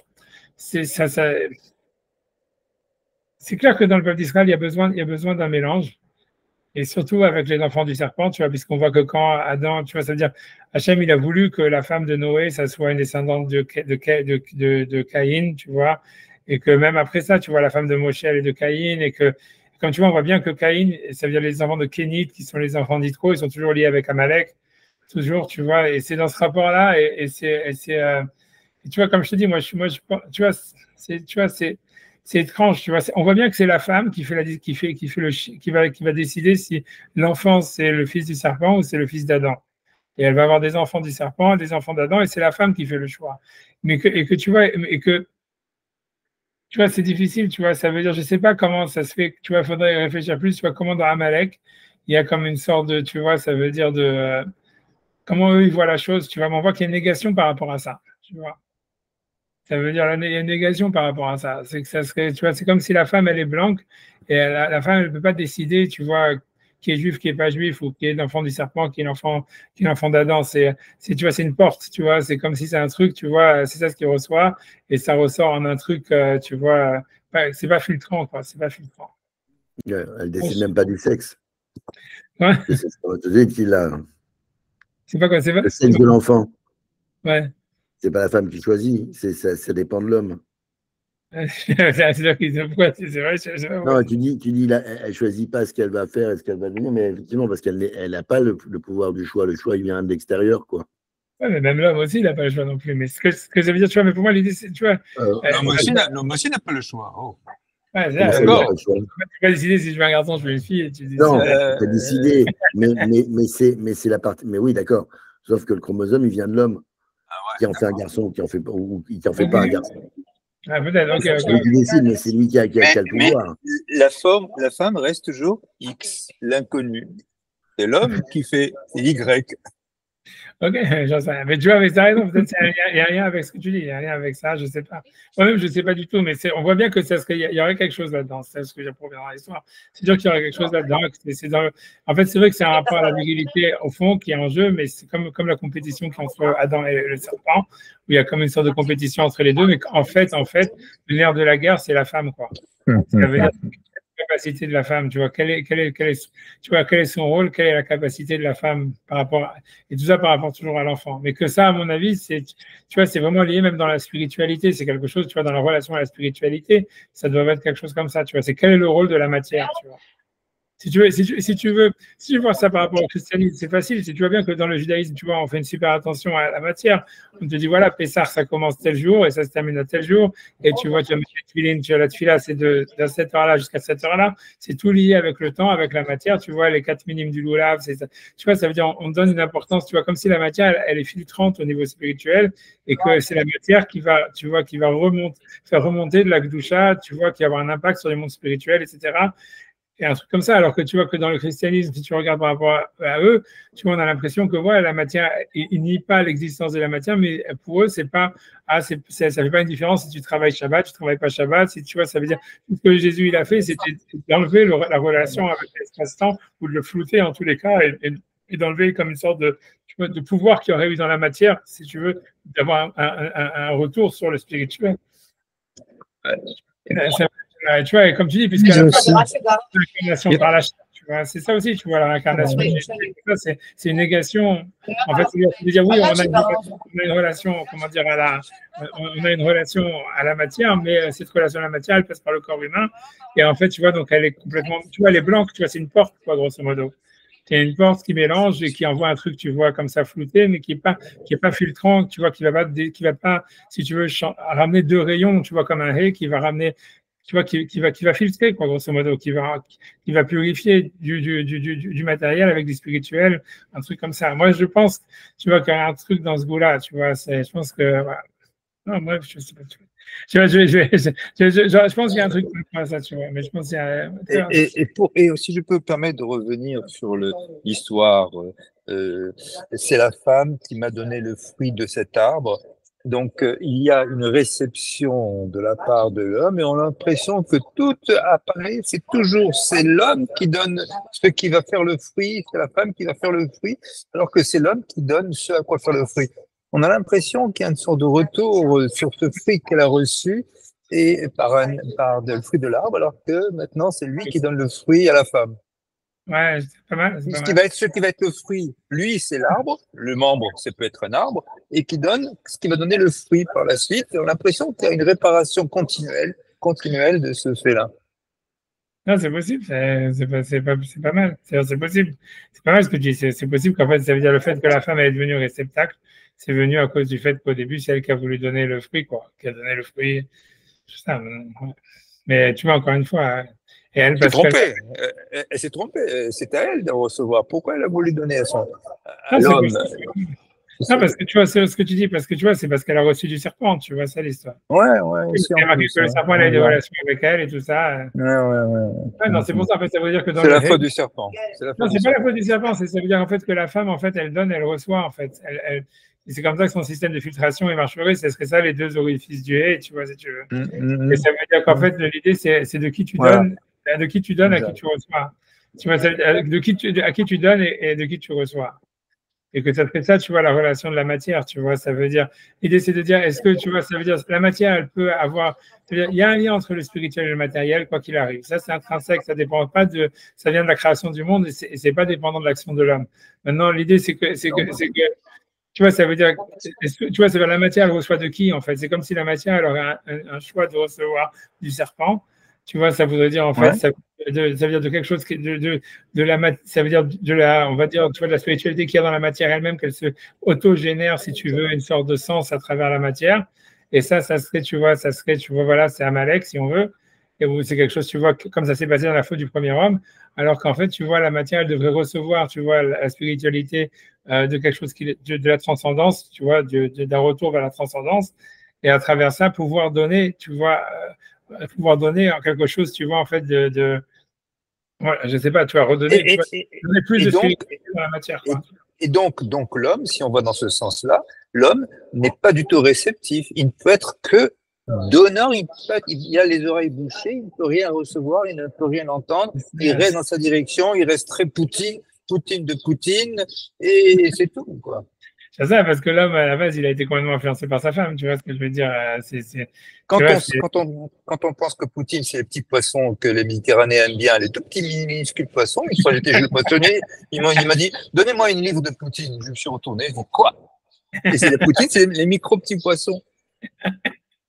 Ah, je sais, ok, je comprends. Mais Enfin, parenthèse fermée. On avance, mais voilà, mais je pense qu'il y a quelque chose là-dedans, quelque chose comme ça, quelque chose là-dedans, whatever it is, tu vois, whatever it is. Ouais, c'est intéressant, il faut réfléchir plus, mais regarde bien, on avance, parce on est, donc, ok. Donc lui, en tout cas, moi, c'était simplement vu qu'il changeait de terminologie entre Ish et Isha, et Adam et Chava, que, bon, voilà, on a l'impression que ça serait ça les deux, ça en jeu dans la faute, il y avait ça veut dire ce qui a été en jeu, c'est le changement de modalité par rapport à la sexualité. Voilà, c'est ce que lui veut dire, comme si on a perdu, ou en tous les cas, Adam, il aurait perdu la capacité de trouver dans la sexualité quelque chose de spirituel, tu vois, comme tu vois, de spirituel, comme on avait cité, je pense on a vu les Midrashim ensemble, où même c'est le Maral l'avait cité avant, où en disant voilà que David il a dit voilà c'est mes parents quand ils m'ont donné naissance ils cherchaient leur propre intérêt, que même le plus grand sadique tout ce qu'il cherche c'est son intérêt, je pense qu'on l'avait vu dans les textes ici.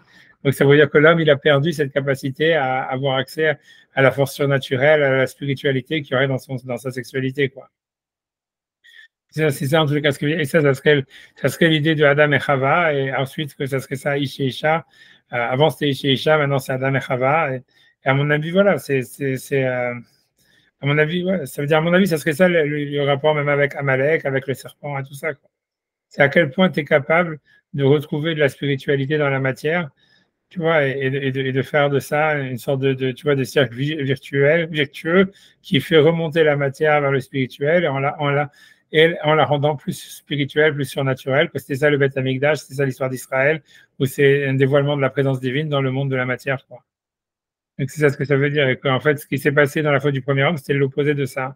Et l'homme, en réalité, à travers la sexualité, il peut vivre cette chute, si tu veux, d'une manière, on va dire, il peut comprendre, il peut, si tu veux, voir cette chute d'une manière claire, on va dire, un truc comme ça. Ok, donc j'avance, tu vois, ok. Donc il dit da, donc il dit sache, qui misodé à Yetzira, que des secrets de la création, comme nous avons dit, Masakha Nedarim, dans le traité de Nedarim, Ahorma Taoz la Chacham, Masara Shalitim, Asher Ayubaïr. C'est-à-dire la sagesse, donc c'est un passage dans l'Ecclésiaste, la sagesse donne plus d'énergie aux sages que plus que 10 conseillers qui étaient dans la ville. Donc, la Gemara explique que le Midrash dit Maï Asara Shalitim, c'est quoi les 10 conseillers?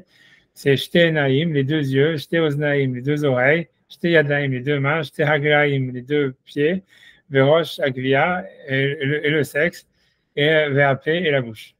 Au Piou Shakatou les fisés. Donc, selon ça, l'explication de ce verset serait qu'il y a Sechel, Asher la Adam, c'est-à-dire que l'esprit de l'homme, Taoz ou Yoter, Bemaala, Minasara, Evarim. Donc, il est plus important, il est plus prépondérant, on va dire, plus que les 10 membres, Shem, Shalitim et Goufa Adam, qui ont un pouvoir sur le corps de l'homme. Shagouf Nikra Beshemir, parce que le corps, c'est comme une ville, ça veut dire voilà, comme un pays, on va dire, Bekol Makom, tout le temps. Moi, je suis au Mevoa Bemakom Acher, comme c'est expliqué ailleurs. Le gars misé Tuchal Lavin, et de là, on pourrait comprendre qu'il l'eau. Adam ou que c'est pas la manière dont les hommes ont réfléchi, c'est la manière des sages. Donc il a compté donc le sexe avec les 10 conseillers, on va dire les 10 ministres, qui sont les membres les plus importants. Le terme misé, en plus de ça, que tous les membres ils vont en paire. 2 mains, 2 pieds, etc., 2 oreilles, 2 yeux, alors que la bouche et le sexe sont les seuls qui sont uniques. C'est comme nous avons dit, qui a aidé à Adam ou Ish, et c'est par ce membre-là que l'homme est un homme. Donc, puisque l'homme il est considéré comme ce qui donne la forme, comme nous l'avons dit, je ne sais pas où, il dit, c'est pas bref. Il dit ainsi la bouche, chez Beau ou Chaim Edaber, à travers laquelle il est un être vivant parlant. Et ça c'est considéré comme la forme. Mais ils sont évidemment séparés, qui a fait ou à la dibour, puisque la bouche, elle est sur la parole. À dibour au circli, et la parole, elle est, on va dire, abstraite. Comme on l'a dit à plusieurs endroits. Alors que le sexe masculin, ou bassar, c'est de la chair. La paix chez Boa Dibour, Bevada Inershav Kmoatsura. Et donc, c'est sûr que la bouche, c'est ce qui donne la forme, on va dire, aux choses. Et le sexe, en comparaison. Ce qui fait que c'est à travers ça qu'il a une forme masculine. Et c'est l'homme qui donne la forme, ou c'est l'homme qui est la forme. Avec ça, donc, il termine tous les membres. Chez un petit chat qui sont 9. Mais il n'y a pas là-dedans, ça veut dire la bouche qui est le 10e. Ça veut dire, voilà, ça veut dire que le sexe est le 9e membre et la bouche le 10e. Qui va à Marnou, qui appelle Basmon Achav Kemotsura, puisque la bouche en elle-même, elle est considérée comme une forme. Et en fait, c'est la bouche qui finit tout. Mais Tatsumenu Adibo Asekli, puisque c'est avec ça que vient la parole. Mais c'est pour ça qu'il a compté malgré tout la bouche avec le sexe masculin ensemble, qui est louche te Aivarim, aime la Adam, puisque ces deux membres, aime la Adam, Ashlama Mitzachna Prinot, ce sont des perfections, des perfectionnements de deux aspects, qui est Varim Shel Adam et Shamshimet Adam, Bemashu Adam, Yashbo Aserel, puisque les membres en réalité servent l'homme en quoi dans le fait qu'il est un homme qui est en réalité le fait qu'il est capable d'entendement ou de réflexion. Mitzad Bekrina Azot, Apé ou Ashlama Adam, et de ce sens-là, la bouche, c'est ce qui sert, on va dire, c'est l'organe final de l'être humain, puisque c'est à travers la bouche qu'il peut exprimer sa réflexion, quelque chose comme ça, ou l'articuler. Qui est Apé ou Adibour chez Usikli, puisque la bouche, elle est liée à la parole qui est spirituelle. Mais d'un deuxième côté, mais par contre, les membres qui servent aussi à ce que l'homme existe en tant que matière. Voilà, donc, il n'est pas que spirituel, il n'est pas que pour l'esprit, il est aussi un corps, il est une matière. Et donc, dans ce même sens, c'est le sexe qui est en fait la finalité de toute sa matérialité, qui est Adam, parce que c'est ce membre-là qui est la finalité de l'homme dans ce qu'il est de matériel. Donc, je dis, tu vois, ok, whatever it is, tu vois, j'ai pas épilogué sur ça, c'est possible, tu vois, ça veut dire. D'ailleurs, c'est un peu compliqué ce qu'il veut dire, mais c'est parce que là, il veut dire que dans la sexualité, il y aura quelque chose de. Tu vois, il y a quelque chose. Je dis, comment ça, c'est possible? C'est le Maharal, quand même, qui dit ça. Oui, non, c'est vrai, je dis ça, ouais, ok, mais ça veut dire, ok. Non, parce que je veux dire, comme tu dis, ça veut dire, qu'est-ce que ça veut dire? Tu vois, ça veut dire un être humain qui aurait été masculé. Ouais, c'est plus un homme, je sais pas, tu vois, largiquement parlant, c'est possible, je sais même pas, ça serait quoi le statut à l'Afrique d'un mec qu'on lui a enlevé les membres. Mais moi, je pense qu'il reste quand même un homme au niveau de l'Afrique. Ça veut dire, si on ne lui a pas mis un sexe féminin à la place, mais que Stam, quelqu'un à Khadouchalam, on lui a enlevé tous les membres reproducteurs. Il reste un homme à l'Afrique, moi, j'imagine, tu vois, il compte dans Tum ou androgynos, non? Ouais, mais Tum androgynos. Ouais, ok, mais parce que tu vois, c'est de naissance et tout ça, et ok. Tu vois, ça veut dire c'est de naissance, tu vois, tu vois, ok, androgynos, c'est un problème. Même tu vois, ok, tu peux dire, ouais.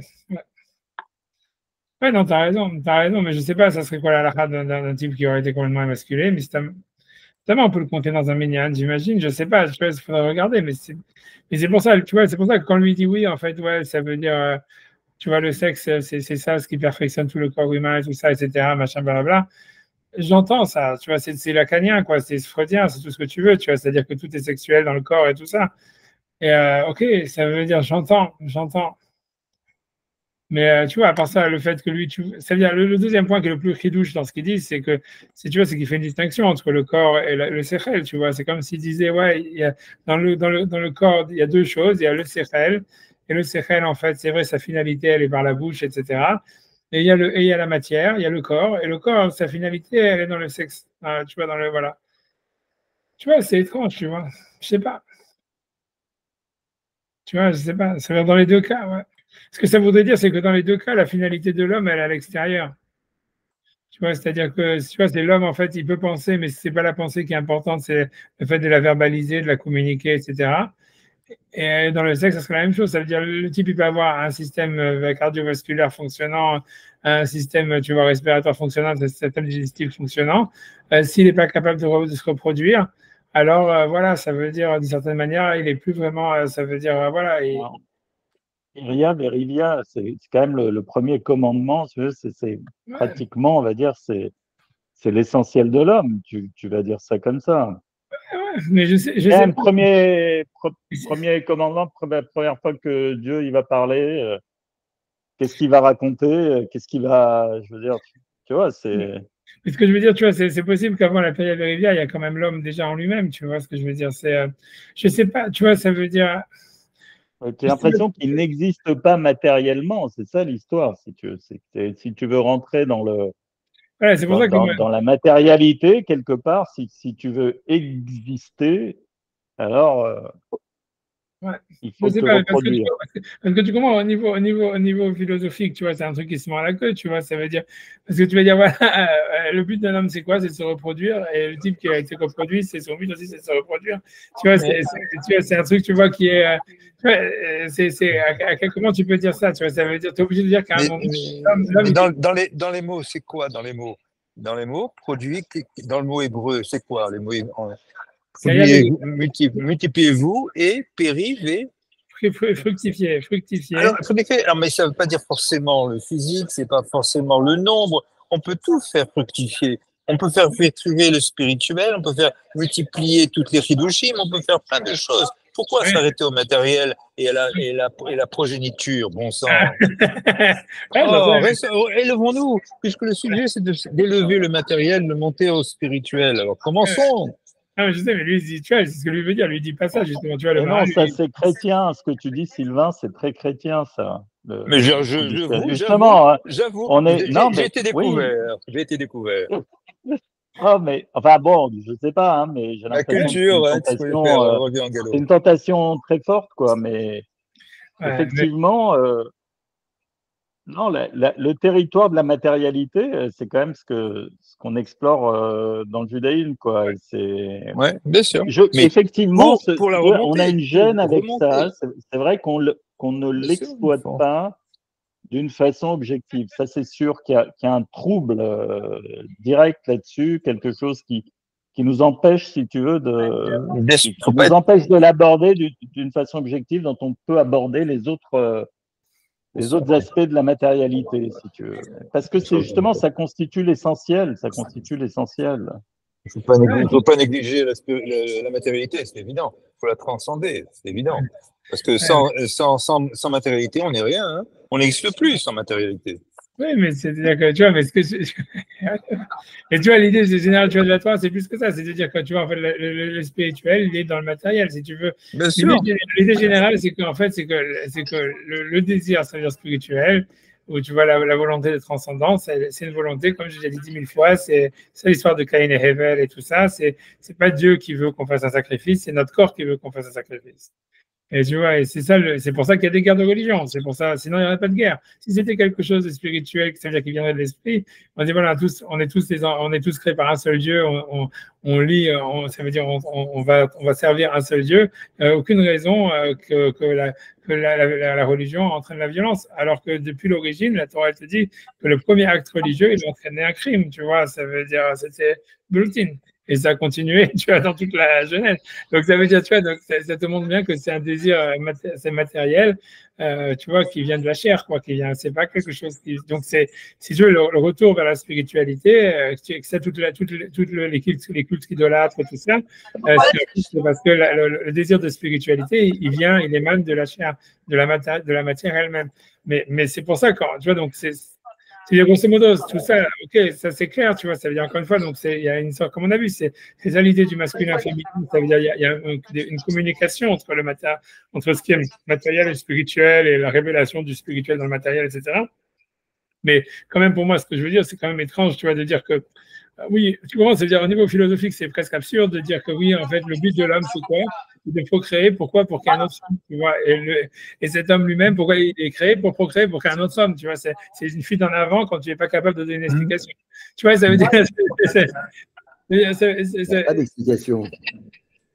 Oui, pour moi, l'idée, c'est que comment je vois la chose, c'est je pense pas que l'homme il a été créé pour procréer. Moi, je pense que d'abord il y a la création de l'homme qui devait être immortel. Après ça, tu vois, ok, Hachem, il lui dit de se fructifier, mais il lui dit deux fois la bracha. Il lui dit avant la faute, après la faute. Ça veut dire après avoir été rejeté du jardin d'Éden et avant. Mais ça veut dire, moi, j'ai pas l'impression. Moi, je pense que tu vois qu'on est obligé de partir. Tu vois que l'homme existe. Ça veut dire, je pense, moi, mon point de vue, ça serait plus de dire que tu vois, j'existe. Ça veut dire Dieu a créé l'homme, il t'a créé à toi, il a créé à tout le monde, il a créé chacun, on va dire. Et à partir de là, tu vois, ça veut dire, et ça, c'est un but en soi, puisque tu vois, Jamil nous a créé, donc notre justification, elle est par le fait même qu'on est créé. Après ça, tu peux dire, oui, on a un membre reproducteur, etc. Hachem, il veut qu'on se reproduise. Hachem, c'est un des, si tu veux, c'est un des rôles et tout ça, etc. Tu vois, c'est-à-dire, c'est un des rôles que l'homme il peut avoir, tu vois, ça veut dire, ou qu'il doit avoir, c'est je sais pas, on peut dire un devoir, ou même, tu vois, c'est dans sa nature, ce que tu veux. Mais dire que, ouais, le but, la finalité du corps humain, c'est dans la reproduction, tu vois, je veux dire, il y a plein de, tu vois, quand les gens ils sont vieux, ils sont plus capables de se reproduire, j'en sais rien, tu vois, et ils sont encore vivants, tu vois ce que je veux dire. Tu vois, tu vois, whatever, tu vois, je veux dire, même en réalité, si tu regardes dans la Gemara dit qu'on peut étudier les secrets de la Kabbale que lorsqu'on devient impuissant sexuellement. C'est marqué dans la Gemara. Ça veut dire, puisque c'est ça. Parce que toute la fable qui dit, oui, on peut dire la Kabbale qu'à partir de 40 ans, ça vient d'un passage de la Gemara qui dit, quand le type il va enseigner l'autre Gemara, il dit, oui, il enseigne les secrets de la Kabbale, il dit, oui, mais je suis encore sexuellement actif, je suis actif sexuellement. Alors il dit, ah, ok, je peux pas t'enseigner. Mais les 40 ans, ça vient de là, c'est parce qu'à leur époque, ils arrêtaient d'être sexuellement actifs à 40 ans, c'était. Ben oui, c'est avec le Viagra, il n'y a plus beaucoup de kabbalistes. Hein. Il faut choisir quand ça veut dire, mais c'est ça l'idée, tu vois, ça veut dire les gens ici, mais c'est pour ça, tu vois, ça veut dire, tu vois, j'ai du mal, tu vois, mais c'est ça le sens de la Gemara, lui. Et c'est comme ça que le guide des égarés lui-même, il le ramène, tu vois, lui. C'est vrai dans toute la nature. Je sais pas, moi, ce qui m'a toujours choqué, c'est toute la nature. Je veux dire, quand tu fais je sais pas quoi, de la bio, de l'agronomie, des machins, les plantes, elles n'ont qu'un seul but, c'est de se reproduire. On ne sait pas pourquoi. Il y a un truc, c'est que je n'ai jamais su pourquoi et on ne sait pas pourquoi. Et c'est intrinsèquement à la nature. Je veux dire, les premières cellules qui sont séparées, il y avait je ne sais pas pourquoi, mais c'est vrai pour toute la nature, ce n'est pas vrai que pour l'homme. L'homme, c'est un phénomène. Parce qu'il réfléchit, mais finalement, les animaux, tout n'a qu'un seul but, c'est d'en faire d'autres. Il te dit, je ne sais pas, dans tous les trucs. Maintenant, j'ai toujours pas compris pourquoi, effectivement. C'est un peu absurde. Mais d'accord. Enfin, c'est aussi absurde pour une fleur que pour un homme, quoi. Je veux dire, mais je suis d'accord avec la question. Mais c'est pour ça que moi, je pense que voilà, que les fleurs, elles existent ce que je veux dire, c'est que pour moi, je pense qu'on est obligé de penser.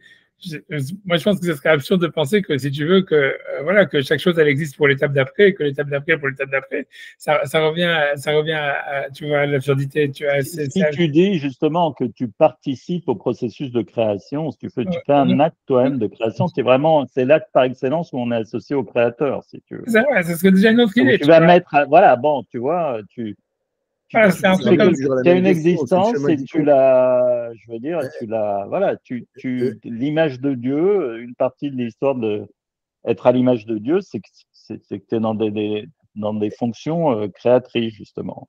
Ou en tout cas. Et que c'est le process qui compte, c'est pas la vie. À la portée de tout le monde, la vie, elle est ce que tu fais avant la fin, je veux dire, je sais pas comment dire, c'est pas on n'est jamais, c'est toujours le process, quoi, des choses qui est passionnant, c'est pas l'arrivée, quoi. C'est un désir qui est quand même extrêmement profond, si tu veux, de l'être humain, de laisser, on va dire, une trace de lui-même. Ça, c'est. Oui, non, mais c'est sûr. C'est quelque chose, on va dire, voilà, c'est ontologique, ça participe. Je sais pas, mais non, tu vois, je sais pas. Non, je comprends, mais pour moi, c'est difficile. Pour moi, déjà, une des choses qui est difficile, tu vois, dans le Maral, c'est d'abord, c'est de couper l'homme en deux, tu vois. C'est-à-dire, voilà, il y a la bouche, il y a le sexe, quoi, grosso modo. C'est comme si, tu vois, il y aurait deux systèmes, tu vois, qui fonctionnent. Voilà. Et encore une fois, tu vois, il faut comprendre ce que ça veut dire. Tu vois, ça veut dire comme s'il y aurait une vie spirituelle qui est terminée par la bouche, etc. Il y aurait une vie matérielle qui est terminée par le sexe. Ça veut dire, tu vois, voilà, comment tu coupes ça en deux, tu vois. Et la séparation avec la ceinture que ça peut mettre dans la tuila. Oui, c'est ça qu'on fait dans la tuila, mais même que dans le Maaser Merkava, c'est-à-dire que toute la séparation avec la ceinture, c'est parce que dans le Maaser Merkava, quand Ézéchiel ou Ishaïa voit Dieu sur le char, enfin l'homme sur le char, là, l'homme il est coupé en deux, si tu veux, sur le char. Il y a jusqu'à la partie inférieure, elle est d'un certain aspect, et la partie supérieure, elle a un autre aspect. Si tu veux, c'est dans le Maaser Merkava, il y a ça, tu vois. Mais bon, mais dans le cas, ouais, mais ça veut dire, en tous les cas, ils communiquent, tu vois ce que je veux dire. C'est-à-dire, pour moi, l'idée, c'est comme on a dit tout à l'heure, c'est de dire que voilà, il faut unifier l'un avec l'autre, etc., créer une sorte de. Mais si tu veux, dans le Maharal, tu vois, alors que lui, il voit ça comme deux systèmes, comment dire, qui sont parallèles et qui tournent, tu vois. Je veux dire, tu vois, c'est lié avec un autre, ça me fait passer un autre passage du Maharal quand il explique la Gemara qui dit que après, à l'époque du Mashiach, il y aura plus que deux fêtes qui vont rester, c'est Yom Kippour et Purim. Et lui dit, ouais, en fait, parce que tout ce qui est en rapport avec la sortie d'Égypte, ça va, selon lui, tu vois, c'est pas comme on dit dans la Haggadah, ça va être oublié à l'époque messianique, parce qu'en fait, pour lui, l'idée, ça serait qu'en fait, que quoi qu'il arrive, la sortie d'Égypte, tu vois, si c'est pour Pessah, si vous voulez des Torah, ça s'oppose au Messie, et c'est pas une continuation du Messie.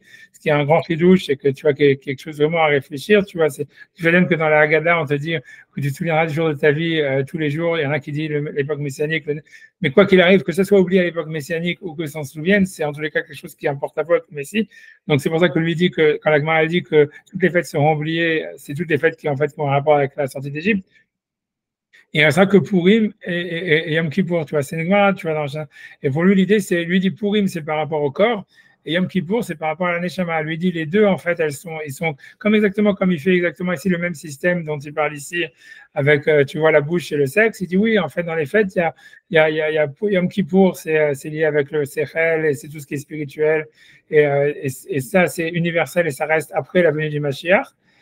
C'est au-dessus de l'histoire, si tu veux. C'est dans l'essence globale de l'homme. Et il y a le Purim qui est sur la même chose au niveau du corps. C'est une réalisation au niveau du corps et ça reste même après la venue messianique, etc., etc. Parce que c'est quelque chose comme tu vois, grosso modo, voilà, qui est éternel, qui est dans l'essence même de l'humain.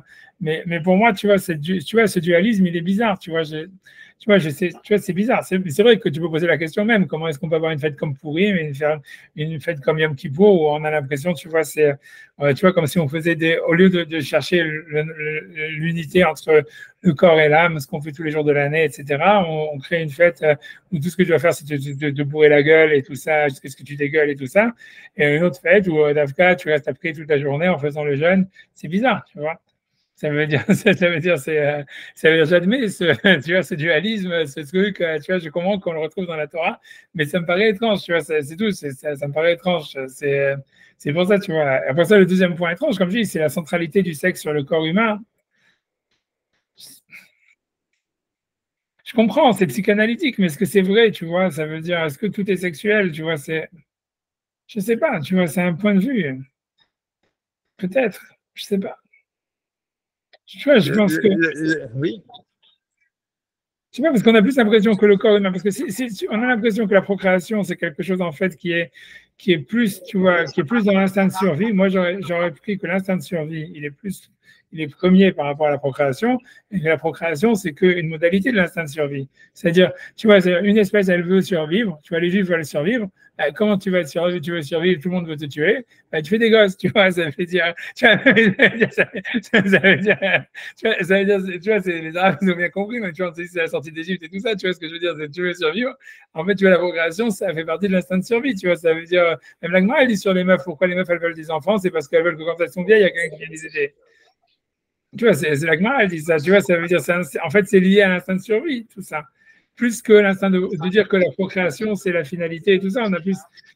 C'est pour ça, tu vois, je sais pas, tu vois, ça veut dire. Moi j'ai l'impression que dans tout ce qui est dans le corps humain, c'est l'instinct de survie qui prime, tu vois. Ça veut dire, moi, je pense pas que quand tu regardes un tableau, c'est sexuel. Moi, je pense que la perception, elle est liée à l'action. L'action, elle est liée, tu vois, ça veut dire à la base par rapport à ce qui est utile pour ton moment, pour toi à un moment T ou dans le futur, et que c'est plus lié à l'instinct de survie que l'instinct de procréer, que la procréation, ça serait vraiment une modalité de ça, tu vois.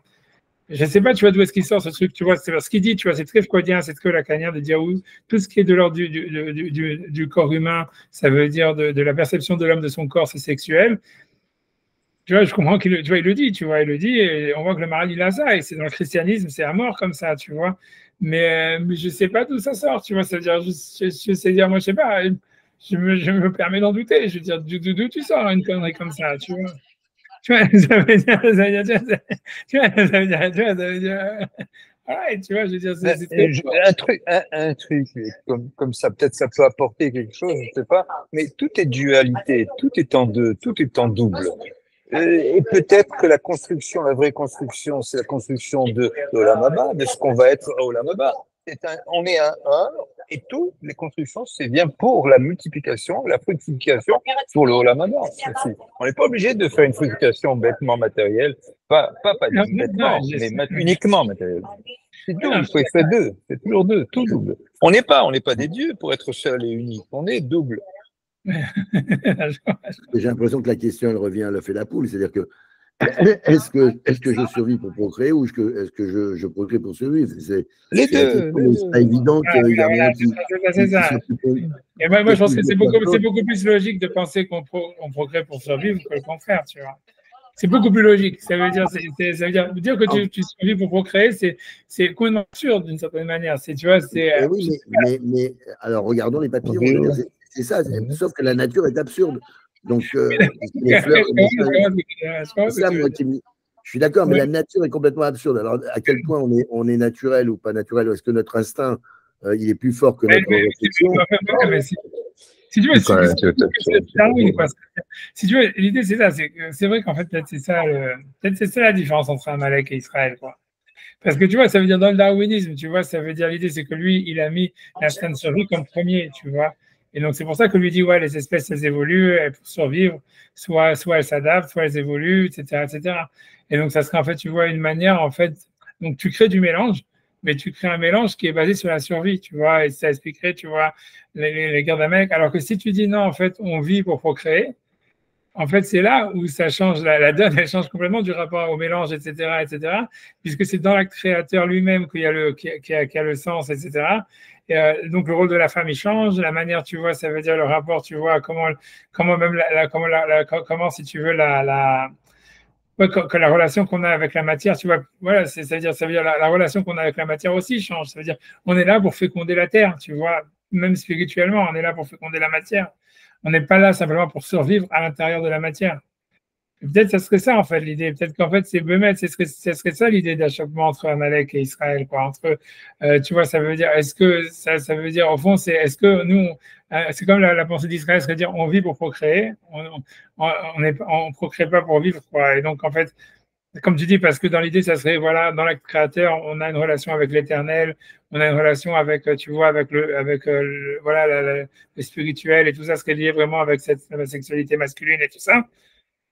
Alors qu'Amalek, lui, viendrait dans une idée de dire non, en fait, on veut survivre et on procrée pour survivre. Et donc, soit on s'adapte, soit on évolue. Et tu vois, comme on voit avec l'islam, avec le christianisme, c'est des religions qui évoluent et tout ça, etc. Et en fait, après ça, donc le rapport qu'on a avec la matière, elle est complètement différent. C'est pas qu'on est là pour féconder la matière, on est là pour habiter la matière et pour la transformer, tu vois, pour survivre, tu vois, pour l'optimiser ou un truc comme ça. Ou même... Pour lui donner une forme. Pour lui donner une forme, ouais, voilà, pour lui donner une forme. Pour lui donner une forme. Alors que nous, on voudrait féconder la matière. Ça serait peut-être. Tout le début, c'était Dieu créa. Ça veut dire qu'on est à l'image, on crée, on doit créer, c'est tout, on crée. Il faut créer. Il ne peut pas se permettre de rester. On a chacun un tikkun, une réparation ou une création à faire, et chacun. On a un rôle dans ce sens. Mais c'est vrai que le judaïsme, il s'est vachement moins adapté que tout le reste, qu'on est resté très. Voilà. Mais c'est vrai que dans la matière, tout est.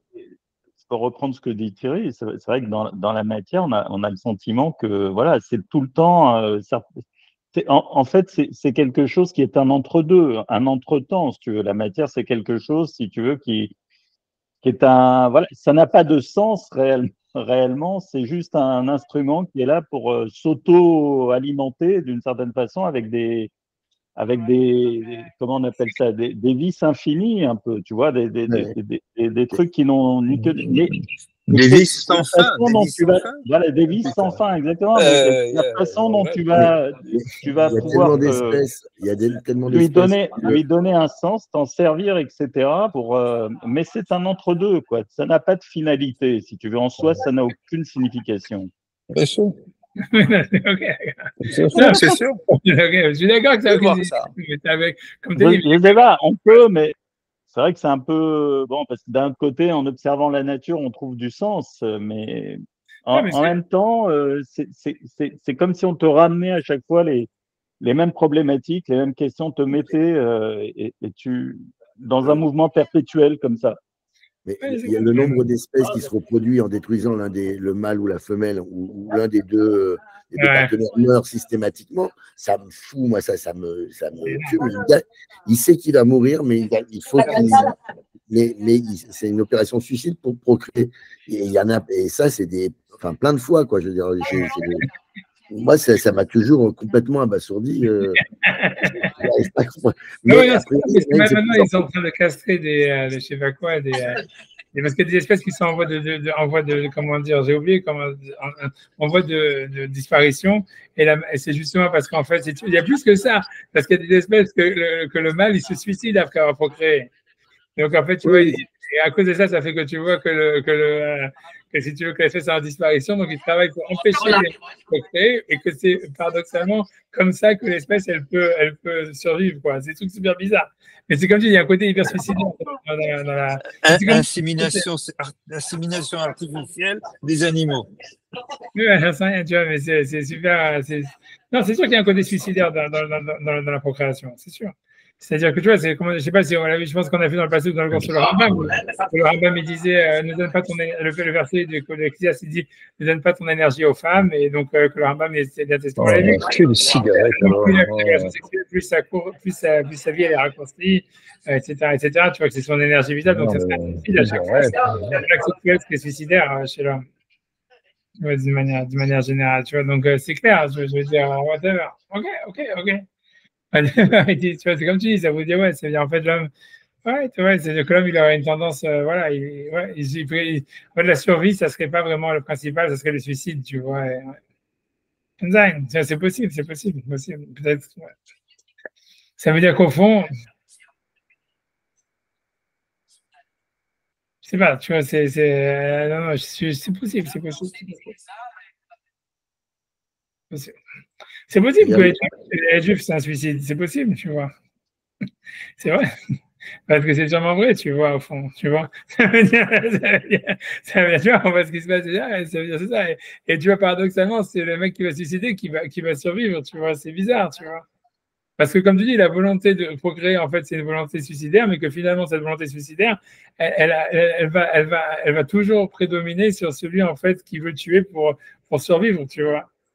C'est super bizarre, mais c'est sûr que c'est vrai, tu vois, parce que ça me rappelle, tu vois, le discours là, de Rav Shach qui disait, tu vois, le fameux discours de Rav Shach qui est sur YouTube, là, qui disait, oui, quand il parle, tu vois, juste, c'est pas après la guerre, mais quand c'est ce qui a lancé, tu vois, le mouvement de la Teshuvah dans le monde, tu vois, si tu veux, c'est le discours là qu'il a fait qui s'appelle sur les lapins, ou je sais pas quoi, et les mecs qui mangent des lapins, et tout ça, et là-bas, il dit oui, il y a un passage où il dit oui, parce que lui, il a vécu les deux guerres, tu vois, la première, la deuxième et tout ça, et il a vu l'évolution des armements et tout ça, il dit oui, les Français, ils avaient 7 armes, et puis les Allemands, ils ont fait 7 armes, ils ont fait 7 armes, etc.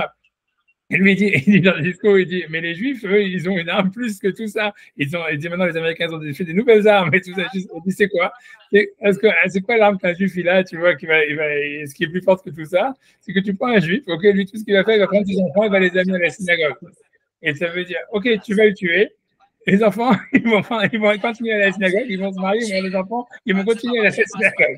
Et ainsi de suite. Et cette arme-là, tu vois, elle est plus forte que tous ceux qui viennent les tuer, tu vois, ça veut dire tu vas toujours. Je vais épuiser mes flèches sur eux, les flèches vont s'épuiser, mais les juifs, ils vont pas s'épuiser.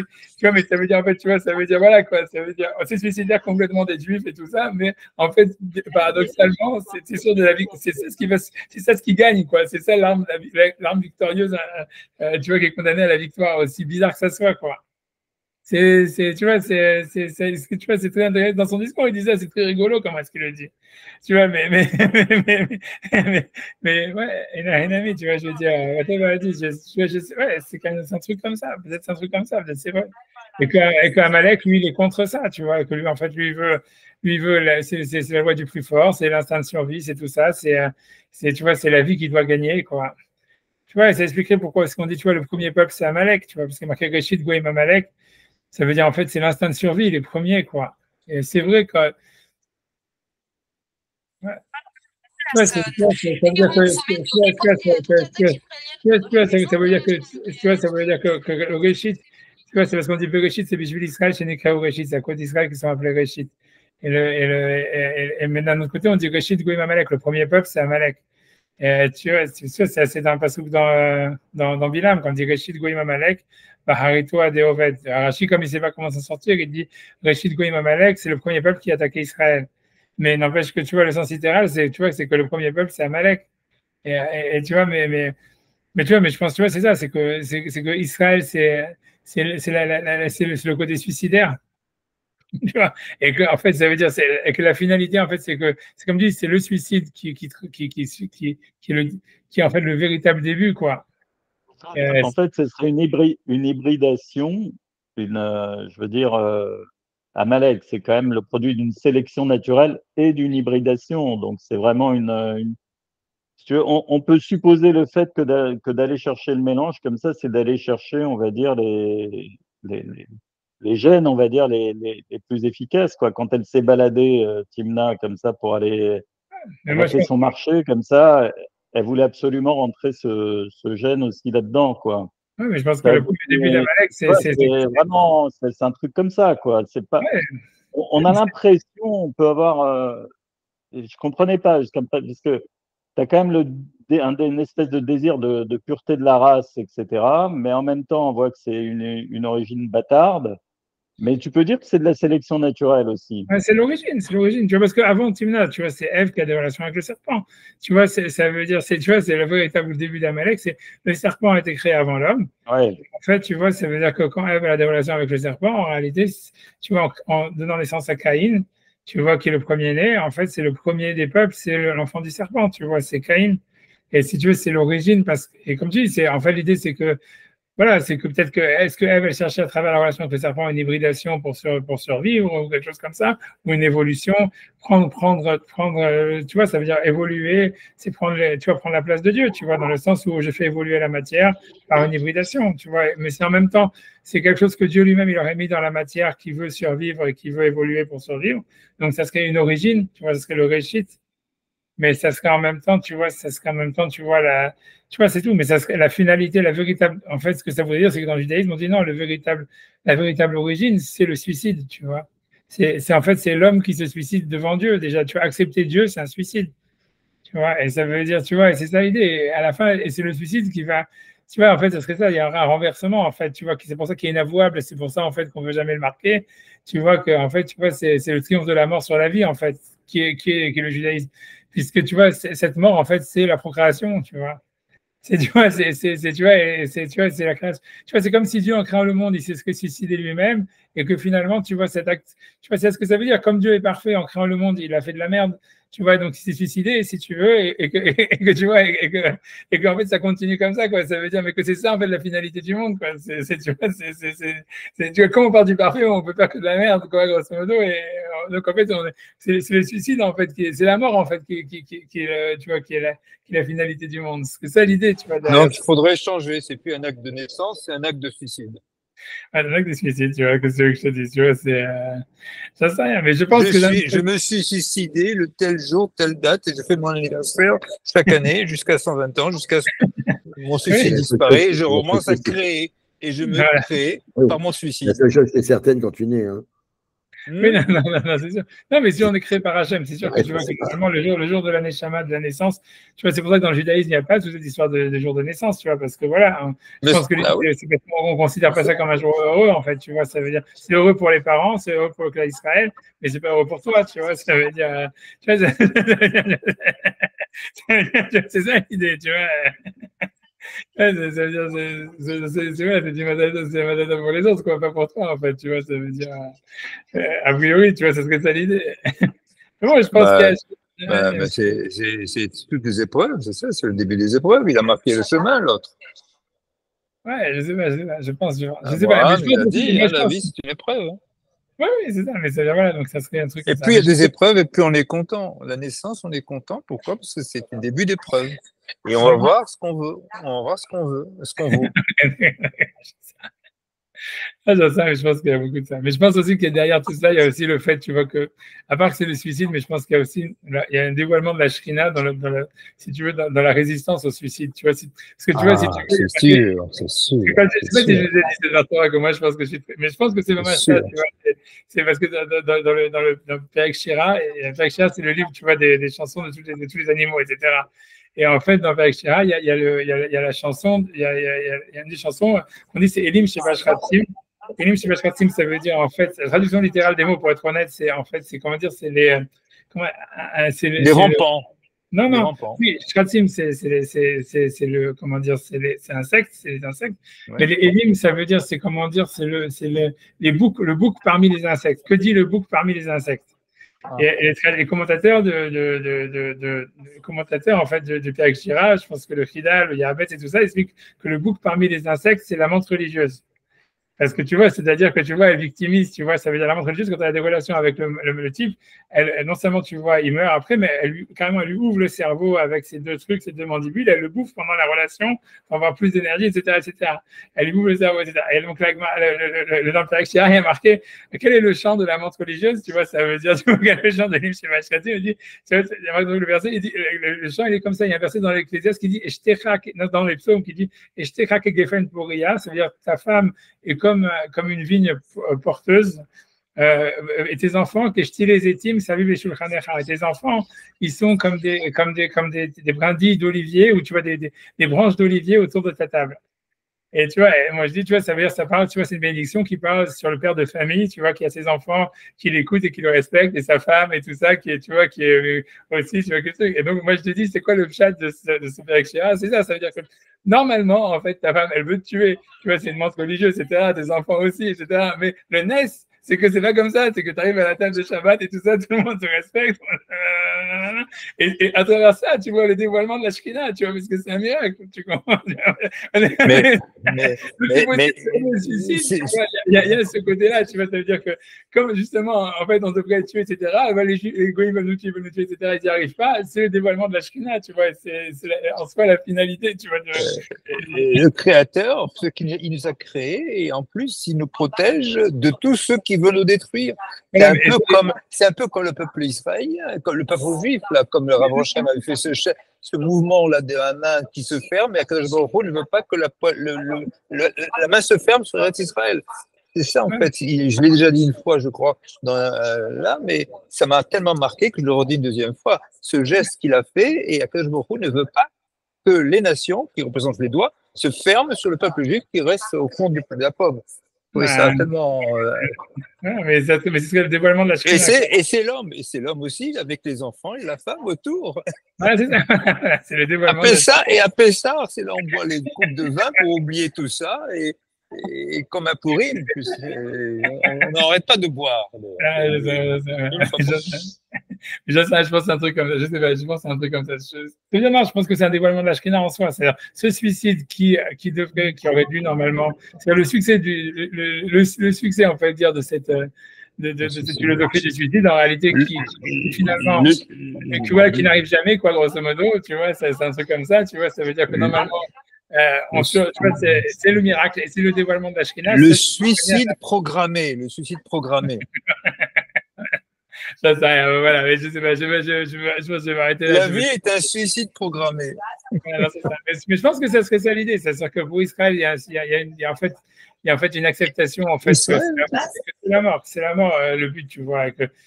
Si on dit que le monde est créé, que comme tu dis, en fait, c'est mathématique, quoi, c'est logique. Si Dieu, il était parfait, il a créé un monde, donc il a fait de la merde, donc ça veut dire, en fait, c'est faire de la merde, tu vois, qui est la finalité. Le créateur, c'est faire de la merde, c'est se suicider soi-même, tu vois, comme Dieu s'est suicidé en créant le monde. Une naissance, c'est une suicide. C'est ça l'idée, quoi. Et Amalek, il supporte pas ça, tu vois. Et c'est même la femme, depuis le début, quand elle a eu des relations avec le serpent, en fait, elle voulait, tu vas prendre ça veut dire faire recréer une énergie, tu vois, qui viendrait de la matière, qui se transforme et qui est capable, tu vois, de se bonifier par elle-même vers, tu vois, quelque chose de, tu vois, de meilleur, tu vois. Et pas de procréer en se suicidant, tu vois. C'est comme ça, tu vois. Tu vois, ça serait ça l'idée, tu vois, ça serait. Ouais, et ça a donné Caïn, ça a donné tout ça, ça a donné, et comme c'est Hachem, de toute façon, tout ça, c'est dans le plan divin lui-même. Tu vois, on a l'impression que Caïn, il a son rôle, Amalek a son rôle, tu vois, puisque tu vois, c'est de génération en génération. Donc, ça doit rester quelque chose, tu vois, comme une sorte d'opposition, tu vois. Mais l'idée, c'est que la finalité, ça serait que c'est la mort, c'est pas la vie, en fait.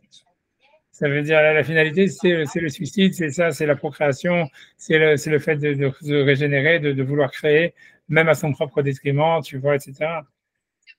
Et tu vois que c'est pas de survivre, quoi. Mais quand tu réfléchis, tu vois bien, mais c'est très moderne. Ça veut dire, quand tu vois le wokisme et tout ça, c'est ça. Ça veut dire, le wokisme, ils veulent sauver la création en disant, ouais, on veut survivre, nous, tu vois. Et on veut que c'est quoi le wokisme? J'ai bien compris. Je voulais que je regarde sur la définition. Ouais, quelle est la définition du wokisme? Je sais pas trop. Mais ça veut dire, si tu veux, le wokisme, ça vient, je pense, ça vient du wok, hein, ça vient je pense automatiquement, c'était vraiment ça, c'était un truc que les Chinois, ils utilisaient pour cuisiner. Ah ouais? C'est pas ça? C'est quoi l'histoire? Ah, c'est awake,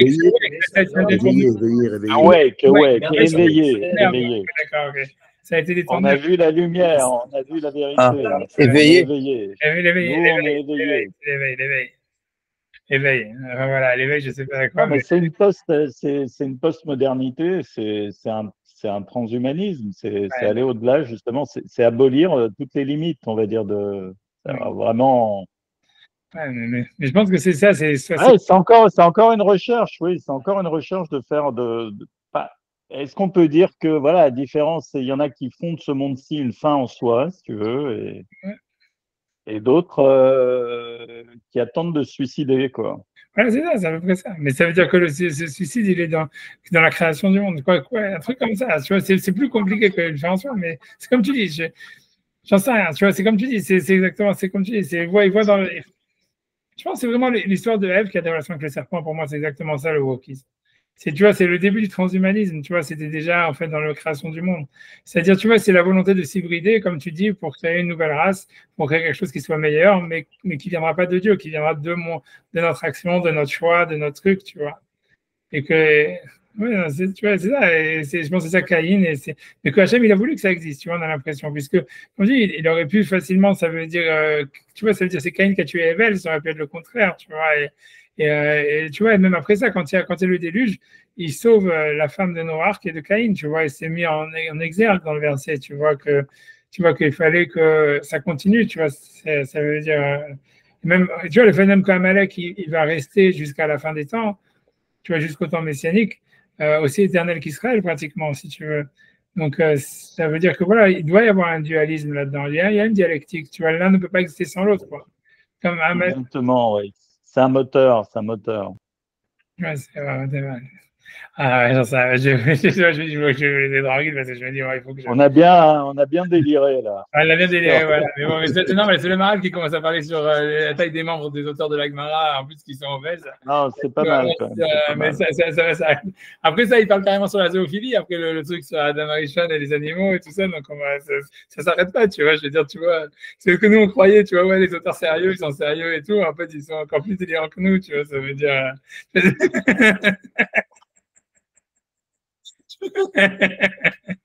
Ok, Shabbat Shalom, Chag Sameach. Shabbat Shalom, Chag Sameach, que des bonnes nouvelles pour tout le monde. On se retrouve vendredi prochain, alors, ok? Ok, partagez-moi. Ok, vendredi prochain, si tu veux. Allez, Shabbat Shalom et Shabbat Shalom. Merci.